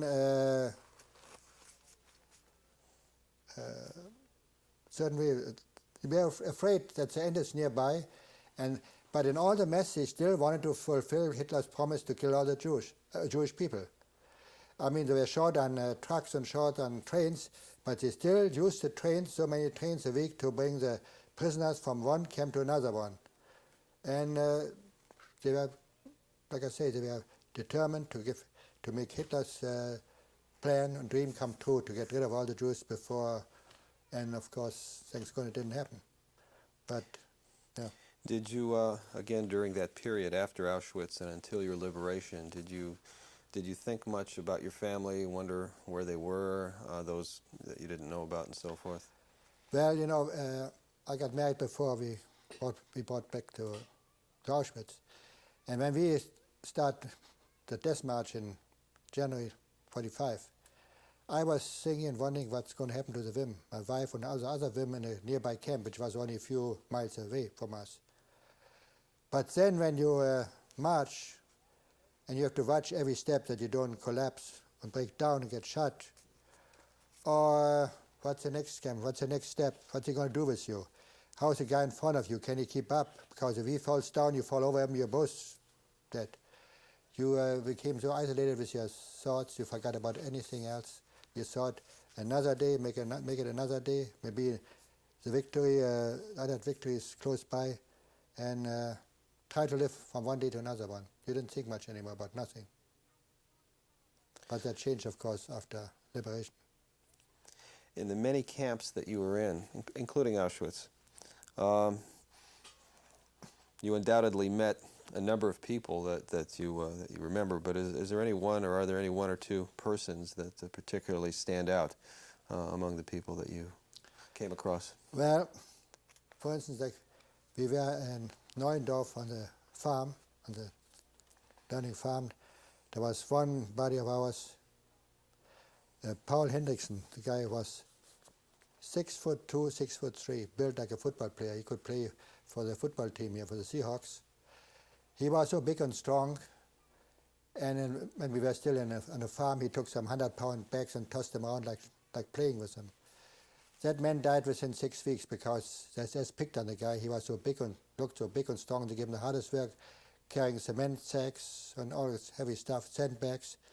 But the man was used to a decent breakfast, and when he couldn't live on that water soup and water coffee and bread in the morning, and he collapsed and died within 6 weeks.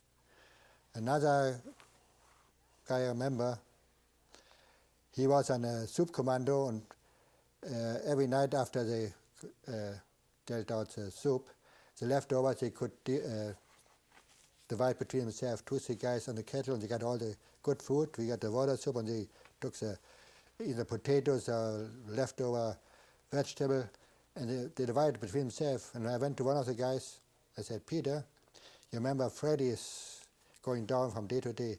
Why don't you give him a little bit extra soup from you? You got so much soup. I said, oh no, he said, I can trade that for a piece of bread. I said, come on, we were all together in camp. No, everything is different here. So instead of giving his body former buddy extra soup to see him, to help him. He didn't do a dancing with him, and Fred died within months too because he didn't have enough food. And Peter, I think, was one of the guys who got killed by the air attack when the Allied forces came. I think he died a few weeks just before liberation. Do you recall either of their last names? One was Peter Kirstein, and the one who died, Freddie Liegner. He was a buddy of ours. Yeah, old Freddie. I know him very well. Yeah. You were in the Catholic hospital after your liberation. For how long did you say? Must have been 6 to 8 weeks. But after a while, the American doctors had to leave, go on with the troop. And they brought some Hungarian doctors in.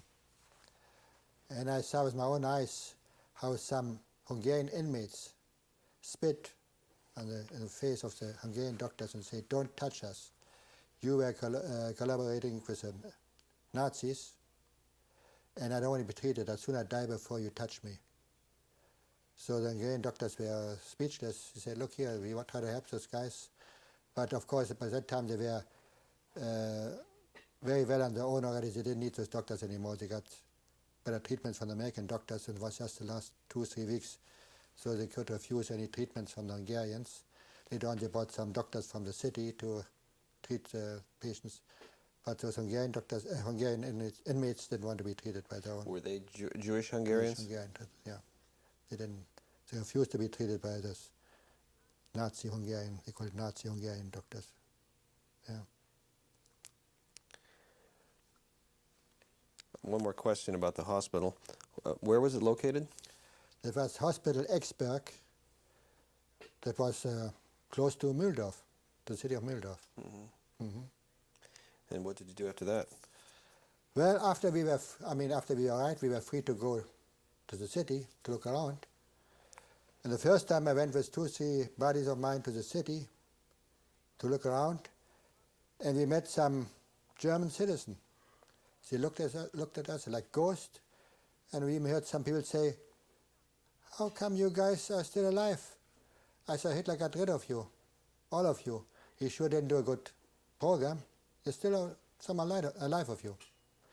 And when it says, they say, "Well, is that how they feel about us after what happened to Germany treating us like that and then losing the war?"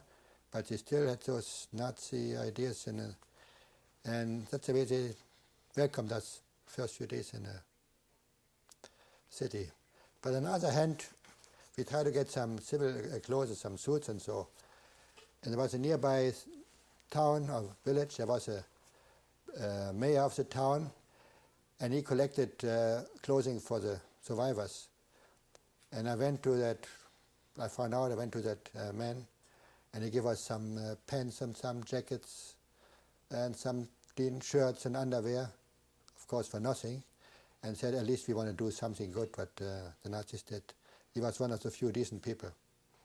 Do you remember the name of the town or his name? No. It's all near Mühldorf, no. And when in 1945 was this? It was in May.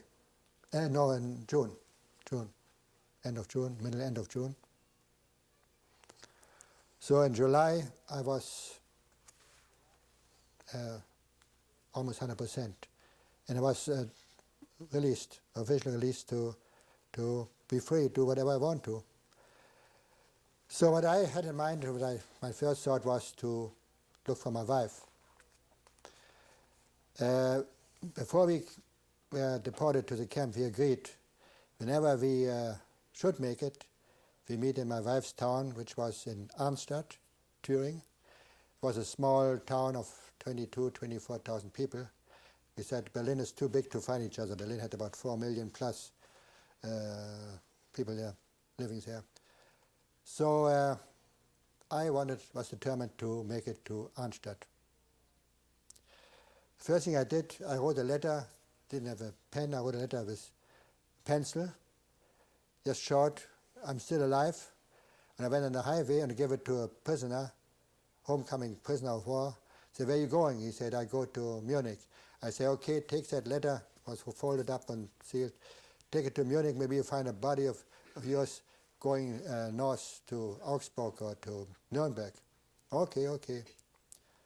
So we hitchhiked on a highway from one town to another one, and finally we made it to Munich 2 days later. And when I went to Munich, Munich was a big mess. The Allied forces knew Munich was the birth city of the Nazi party. And they bombed the hell out of Nuremberg. Most of the stuff, everything was gone. I think they left the castle, one of the big castles, they left alone, but Munich looked like terrible. It was just a big mess. And since they didn't have enough manpower, I saw women clearing the streets and highways from all the rocks and the falling walls, cleared those up.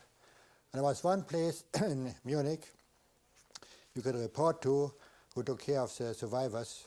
That was a hastily arranged former, I don't know what it was. And we went to that place and reported.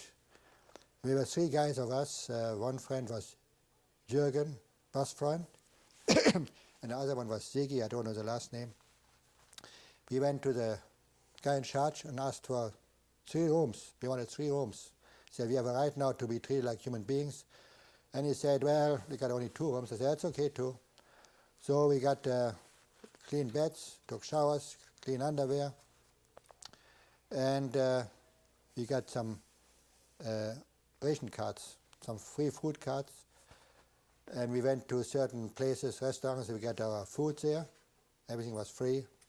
Do you know what the organization was at this location? I think it had something to do with the UNRWA. Maybe the UNRWA United, it was an American help, I think it was UNRWA or HIAS. It wasn't, I don't think it was a Red Cross. UNRWA, UNRA, United Nations Relief? Yeah, relief, something like this, yeah. Okay. So we stayed there for a week, 2, and my friend Jürgen, he wanted to go to Fürth, Nuremberg, because he remembered the old aunt of his lived there before the war. He didn't know whether she was still alive, but he knows she lived there, and he wanted to see what happened to her. So we went with him to Fürth, and he stayed in Fürth, and I tried to go to Thuringia. I had to go hitchhike to another town, to Hof, H-O-F. There was a border town near the border going into Thuringia. Now Thuringia was occupied first by the American forces, but they had to leave according to agreement, and they had to give it to the Russian occupation forces. So I had to sneak over from the American zone to the Russian zone, so to say. And I met a woman. She had a farm right on the border between the American zone and the Russian zone. Half of her farm was an American zone, and half of the farm was the Russian zone. So I went in with her on the American side. She kept me there one night. I slept there one night, and the next day I walked out of on the Russian zone. Very easy, no control. I must have marched there for a day or 2, and I was determined to be there on the 22nd of August to meet my wife, because it was her birthday. I didn't make it quite. I arrived, I think, on the 24th. And I met my wife by very good non-Jewish friends. They were good friends of my wife's parents. And her husband died in a camp too, in one of the Dachau, I believe, or Berkenwald. And my wife stayed with them for some time. And there I met my wife on the 24th of August in Arnstadt, Thüringen. Those people were decent enough. The woman, for instance, kept all things from my wife's mother, linen, pillows, some pictures and so. She kept everything over the war. Sometimes people sold the stuff from former Jewish people, but she kept everything nicely over the war. So finally we went to the mayor to get a room. and it was hard to get apartments. I used to ask for apartments, but we got a room of all the things in the apartment or house of the widow of the editor of the Nazi paper. And she had to take us, and she hated to take Jewish people into her house, but she had to. So we got one room, and we had nothing much to do. My wife cooked maybe some breakfast, and no hello, nothing. We went in and out, and the Russians were pretty decent. We met sometimes Russian soldiers, lieutenants or colonels, and many were Jewish. They spoke Yiddish, and they said, well, at least for Friday night and Shabbos you should have some extra food, so they gave us some extra bread, some sausage, and something like this to at least to show that they cared for us. And besides this, we got from the German side, we got some extra food, extra ration. For instance, we picked up half a bag of potatoes or peas or something extra. And sometimes we went to the city with a little carriage, and the German people also hated us. Look at here, those darn people, you get extra food, and here we had to live on a staff ration. But we just didn't care. We just took our stuff and walked to the town, didn't care. Nobody cared for us all those years, and we just lived there for some months. Do you remember the name of the woman or of the family that kept those possessions for your wife and her family? Oh, no, this. The name we stayed, the apartment we got was Mrs. Frotscher. She was the wife of the Nazi editor. Yes, this I think Frotscher. I see. And how about the other? The family, Goodman. Mrs. Emma Goodman, that I remember. She was a good woman, good friends with my in-laws, Mrs. Emma Goodman. Yeah. She had 2 daughters, I remember, yeah. Did any of your wife's immediate family survive the war? No. My wife's brother worked for the Siemens plane company, was as big as here, Boeing. But he left there in 1938. He was warned to leave, otherwise somebody was after him. So he left 1938 for Australia. But my wife's older sister and mother got deported. Her father died before, and he never saw them again. And your family, of those who were in Germany when the war started, did any of your family survive the war? My parents were deported in May 1942, and I couldn't even join them because we were working for the Nazis already. So my younger sister, she was 5 years younger about, went with my parents, were deported, and I got about 2 cards from my mother, one from Belzec, and Piaski, and they asked for food. Please send us some food, we are hungry, and that was the last time I heard from them. That's where your both parents and sister had been deported? Yeah.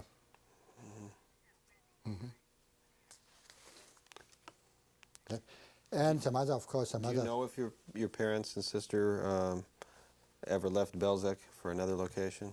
No. We never heard of them again. Of course, I had some uncles and aunts, both from my father's side and mother's side, and cousins and so on. And if they didn't burn out at that time, they all got killed.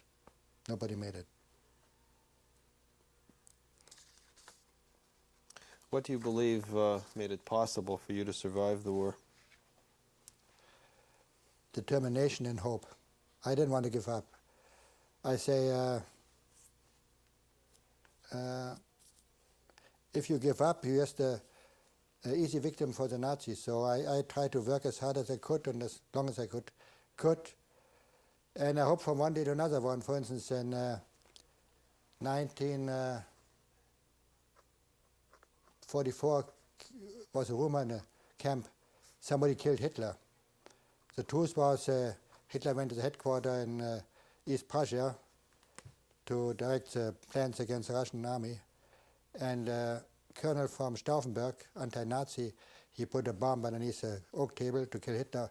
Of course, the table busted and Hitler got only slightly wounded on the arm. And Colonel Stauffenberg and with his few helpers, he got killed, hung or shot within 48 hours. So the next morning, after we found out Hitler didn't die, so the same thing over again. But we knew about the invasion because a friend of mine, Norbert, Volheim. He spoke very well English. He worked for the Jewish Federation in Berlin. And once in a while we had a chance to talk to Canadian prisoners of war. So when nobody was inside, he went over and said, what's going on? He told me, hey, we start invasion in France. And we figured out, well, France is pretty close to Germany, maybe another 3, 4 weeks, 5 weeks. So we, from day to day, we heard the news coming closer and closer. So we hoped we make it. How long did you and your wife stay in Arnstadt? It must be from August to October. And the reason we left, we heard it was possible to go eventually from Bavaria, which was an American zone, to America. In the meantime, we heard President Truman at the time opened a quota of 100,000 survivors and displaced persons. And we want to make sure that we were one of those 100,000 who go to come to America. So, but we had to sneak over the border from the Turing here to the American zone. And I remember that 2 or 3 non-Jewish people, they wanted to go with us. But the funny thing, you know, in a Russian zone, we didn't pick up very much Russian. All we picked up, Tovarish was comrade, Yevrei, Jew, Da, yes, or yes or no, and that's about all. So anytime we went walking, and some Russian soldiers came to us, Tovarish, Yevrei, okay, all right. Or we went to the nearby town and trains. Russian soldiers always let us go with them in the first or second class. Anyhow, we went over the border, but we were told, "Stoy," Russian, means stop.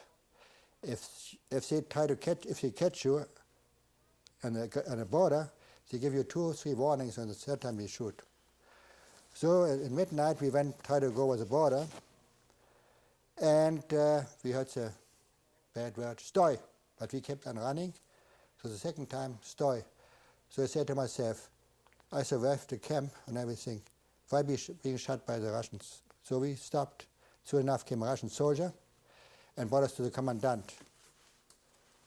So, of course, the German guys, or the German people like we, they learned the words too, Tovarish Yevrei, and everybody of a sudden was crying, Tovarish Yevrei, Tovarish Yevrei.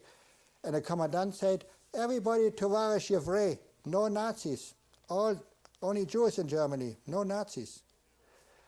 And of a sudden came a young soldier, he must have been 16, 17, and he whispered something in the commandant's ear. And the commandant okayed it. So he came to the German, he said, in Yiddish, or half Yiddish, half German, "You are Yevrei? Can you say Shema?" And the guy was dumbfounded, what in the heck is he talking? So he went to the next one, there was a woman saying, "Yevrei? Yevrei, Yevrei, Yevrei. Can you say Shema?" He just stood there. Then he came finally to us. He came to me. He said, "You, Yevrei? Yeah. Can you say Shema?" I said, "Sure." And I said, "Shema Yisrael," the whole thing. And he went to the commandant. He said, "Those 2 Yevreis, the rest are a bunch of Nazis, or German citizens." Anyhow, he let us go. We went to the border. First we were asked, "How come you want to leave?" "We want to pick our parents up from the Bavarian zone and bring them here to the Russian zone. Russians are so good to us and we want to bring them here." Was a good excuse. "Okay, fine, good. Pick up your parents. Come back?" "Yeah, sure, we come back, you know." And when we arrived in the American zone, we went in a tavern right on the border, and one of the guys bought a bottle of wine and celebrating. He said, "Boy, you're lucky you made it." So we celebrated. Next morning we marched to Hof and then took a train from the train to Fürth. And what month was it when you arrived to Fürth? That was still in October. Mm-hmm. What did you do there? I worked for the Jewish congregation. They needed some help in the office. In the meantime, we had some displaced persons and survivors, mostly Polish and Russian people, and they lived in Fürth. So we got every week Swedish care packages. We were about 60 survivors and displaced person. And that would be divided. And the kids, family with children, newborn children, they got extra chocolate or cocoa, and the husbands got cigarettes, tobacco, the women got coffee and so. And we are divided up. Whatever came was divided up in 60 portions. And my boss was an elderly gentleman. He was married to a non-Jewish woman, and he was in camp. He said, Stern, you're the youngest of us. We are too old to learn Yiddish. You have to learn Yiddish. I said, I have to learn Yiddish? Yes, you have to learn Yiddish. So I found a few words. And when they came, I asked him, wie viele Kinder? One kind. Okay, one extra bar of chocolate, coffee for you, this for the Translation of that is how many children, one child? Yes, how many children, wie viele children, how many children. And that went on for 2-3 weeks, and now one of the days I remember that one woman, she came and said in Yiddish to the husband, we will tell him, we will sagen, wir haben 2 Kinder. We will tell him we have 2 children. What does he know the difference? So the woman came to me and said, wie viele Kinder? How many children? 2 Kinder, 2 children. I say, Mrs. Sowieso, 2 weeks ago, you had 1 child. And I didn't see anything. How come you had another? He understands. He versteht. Yes, I say, Mrs. Sowieso, you have 1 child, be happy. And go, here's your portion. We have 1 child, and don't make any monkey business. We have only 60 portions. Everybody wants the same portion. And the same thing happened with me, when we went to the military government. They talked, we will tell the colonel we lost 20, 30 people in camp. I said, don't make any, give any stories, tell any stories. The colonel, all you want to see is decent papers, your identification papers, to give you the visa later on. Don't make up any stories. So between me and Yiddish and German and half English, we went back and forth to translate and helped each other. No. I gather that Fürth was in the American sector at the time? Yeah. And did the Jews in this town live in a displaced persons camp, or did you have apartments? No, no, the people in Fürth lived in housing, in rooms. They got rented rooms. By the way, Fürth is a city where Henry Kissinger was born, the same city, yeah. So anyhow, we had services every Friday night and Saturday morning. And, well, they lived on ration cards. And I did my work, and I got my notice from Munich to come to Munich to a quarantine camp. We had to stay there, supposed to be there for 6 weeks, before we could go to Bremerhaven to come to the United States. When did you leave Fürth? In August 46, maybe. I see. And so from there you went to Munich? Munich. We stayed there for some weeks, and my boss wrote a letter to the military government to ask me whether I could come back to Fürth, and we could ship out to Bremen, and was granted. So I went sometimes for 2-3 weeks back to Fürth and did some work in the office, and then went back to the quarantine camp. How long, or what did you do in Munich? Work in the office work, and book work. And did you and your wife again live in an apartment? We lived in Munich? We lived we had a room. Short, housing was always short. We lived in a room, but very decent people. They're very good people. How long were you in Munich? I would say from August to end of September, maybe. Yeah. And what happened after that? So we were transported in freight cars to Bremen. In Bremen we were housed in a military camp, which was former military camp, nice and clean. Food was pretty good. Showers we could take, we cleaned ourselves, lived like decent people. Only the men and the women were separated. I couldn't see my wife. She had to go to a section of the women. But of course we met every day. But then in October, it was New Year's, Jewish New Year, came Rabbi Eisendrath was the name, and after service he came to us, he said, I got good news and bad news for you. What's the good news, what's the bad news? There's a ship strike in America, and no boat is leaving to pick you up, to bring you to the United States. But there's a boat coming from somewhere, and I got passage for you 10, there were 10 pregnant women among the people. So was my wife. And I got a passage for 10 women for you. And the boat is leaving right after Yom Kippur, about 10 days, 15 days. And I got passage for 10 of you. So my wife told me right away, don't count me, and I'm not going. Why? What's wrong? We said we were separated long enough, and I'm not going alone to a strange country, future without my husband. Take me off the list. I'm not going. Well, you will be sorry for it. So after Yom Kippur service, which was 10 days later, he came, I got good news for you. What's the good news? I got 10 passage for husbands too. So we said, now you're talking, now we go. You already had a visas to go to the States? Yeah, it was just a matter of passage to go. How did you get the visas? We got the visas in Fürth before we left from Munich. So you left Bremerhaven by boat? We went transported from Bremen to Bremerhaven, again in freight trains, which was just a matter of hours. And we left, I think, the beginning of October, we left by boat for America. It was terrible. A storm developed, all the dishes broke, and they started letting the lifeboats down. It was that bad, and one of the stewardesses, a woman, old-timer on the boat, she broke her arm.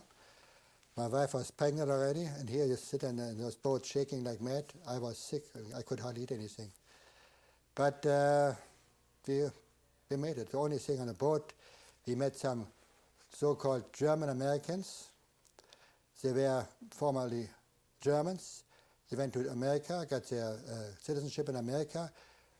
They came back to Germany in 38, 39, and were surprised by the war and didn't make it out anymore.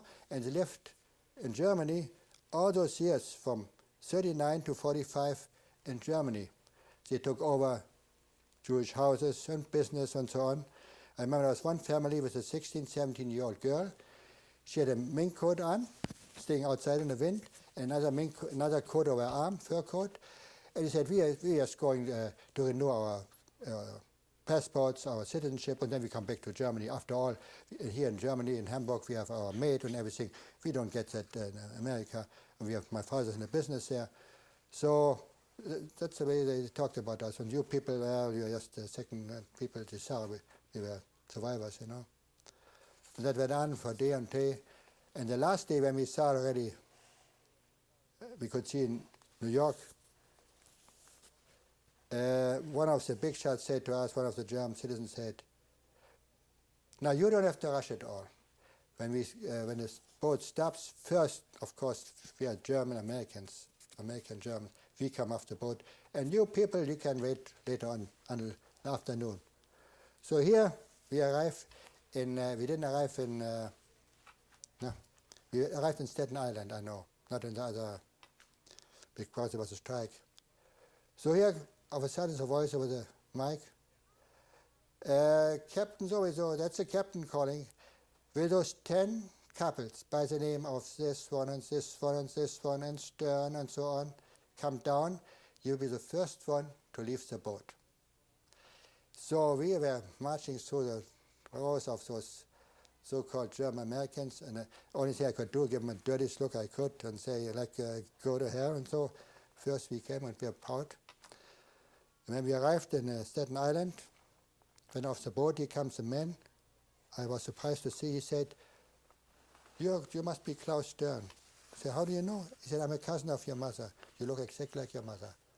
I got a note from your uncle from Seattle to pick you up. Come, I'll bring you to the hotel, and you come to dinner with us and everything. Here was Ed Mishpocha, didn't even know about it. What was, to backtrack just a bit, what was the name of the boat that you were on? SS Marine Marlene. It was a trooper. It wasn't a regular luxury boat, I should say. It was a trooper, mostly transporting soldiers, and that was they loaded those Americans, German Americans, and us on to come to America. You mentioned mishpacha, that means family, right? Family. Uh-huh. And for purposes of those who might be viewing the tape later, you mentioned the Shema prayer. Yeah. Which is, Hear, O Israel, the Lord our God, the Lord is one. Yes. Yes. So because you had this uncle in Seattle, I assume that's how you and your wife ended up Yeah, see, coming to that was a Seattle? funny thing. My relatives in Butte, Montana, were going to give us an affidavit in '38, but our number was too high and we couldn't make it anymore. So after a war, all I remembered was the name of my great-aunt and great-uncle in Butte, Montana. So I wrote a letter to Mr. and Mrs. Jacob Pincus, Butte, Montana, United States of America. That's all, no street, no nothing. And she got the letter and sent a letter to my uncle here in Seattle. And my uncle wrote to my relatives to New York and told them as soon as we can, we should come to Seattle. He was a doctor here in Seattle. When did you arrive in Seattle? November '46. And in January, our daughter was born, and my uncle delivered my daughter, and later on he delivered our son. What was your uncle's name? Herman Nossen, Dr. Herman S. Nossen. Mm-hmm. He was the brother of my mother. Mm-hmm. What kind of work have you done in America since you came? I worked for 36 years with Langendorf Bakeries, one of the biggest bakeries here on the West Coast. They had factories and companies in Tacoma, Portland, San Francisco, San Jose, LA, right down there. Did you ever return to Germany? Only once. You know, after the war, Berlin started inviting people to come as former neighbors of Berlin or former people living in Berlin. I could have had a free trip back and forth and 2 weeks stay in hotels. I never wanted to go. But in 1959, I was asked, after I made the testimony, gave a testimony in 1952, written testimony, I was asked by the German government to come to Osnabrück to make a to testify against the commandant. He called the commandant from our camp. Which camp? In Auschwitz III. And which commandant? Rackers, Bernhard Rackers was the name. My wife didn't want me to go. I was hesitating, but then we went to our rabbi from the congregation, and he said, "You have to go. You are lucky to be a survivor, and it's your duty to go." So I talked with other people, and everybody told me. So I made up my mind. So one of my buddies I was together in camp, from New York went, and I went from the West Coast, and we went to Germany to testify. Where was this again, the trial? Osnabrück. It's hour by train, hour and a half from Düsseldorf. How high a position did the person on trial have at Auschwitz? Was he the commandant of Auschwitz, or? He was the commandant from Buna Monowitz, from Auschwitz III. He was running. The commandant was Höss. Mm-hmm. Höss and Moll, those were the top commandants. He was just in charge of our camp. How long did you testify? We testified Monday, Tuesday, Wednesday. And you personally, how many hours were you on the witness stand? Oh, I was Monday 3-4 hours, Tuesday 3 hours, and maybe Wednesday 2 hours. About 6-7 hours, something like that. I take it from that length of time that you had some first-hand information about that person. Is that right? Yes. In fact, when we testified, there was some German citizen in the background. They were allowed to come and listen to it, and sometimes you hear, "Oh, that couldn't have happened in Germany." And the judge used to say, "If you one more remark, I throw all of you out." And in the afternoon, when he testified, sometimes the college kids came, and some college kids, "My goodness, that happened?" And the judge did the same thing. "Out you go. We better shut up." And we testified. I was done about Wednesday afternoon, and I took the first train I could get right out of the town. and went to Munich, and from Munich I went to see some cousins who left before the war in Rome. I went to see before I came back to America. Do you recall even just one or two of the incidents that you testified about during that trial? Yes, one of the main things which got him later on 30 years of the penitentiary was when he and Moll, the other commandant, ordered us not only to throw the dead bodies over the wall of the cattle cars, but throw people out who were half dead already. His order was throw them out, we can finish them up down here instead of in a boxcar. And then we were looking over the boxcar, what happened to those people we just threw out. They were laid from the SS on the side in rows, and he and Moll came and killed them. I saw him killing 2 or 3 half-dead people. Give him a shot in the neck or shot in the eye, and that between the eyes, and that's what got him. What was Moll's first name, do you recall? I can't think of it right now. Hans Moll, Herbert Moll? No, I only Bernhard Rockers, that was my guy. I can recall the name. What sentences did the two of them receive? Well, Moll wasn't there. Bernhard Rockers was the only one we tested. Mm-hmm. The man was 56 years old by the time, and he got 30 years penitentiary. So I figured myself, by the time he's 86, he had it. At that time, when you were sentenced to 30 years, you got 30 years, and not after 3 or 4 years for good behavior. You know, that didn't exist. And that was the only time you returned to Germany since the war? I didn't want to. I could have gone many times, but I didn't feel like going. Shifting to the present now, how many children and grandchildren do you have? I have a daughter and a son. My daughter has 2 children. One is in college already, 2nd year.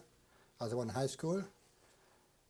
My son has a boy, about 3.5 years old, and a little girl, 6 months old. Yeah.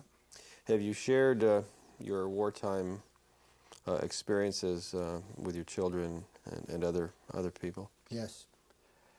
We made sure when they grow up that they little by little find out what happened.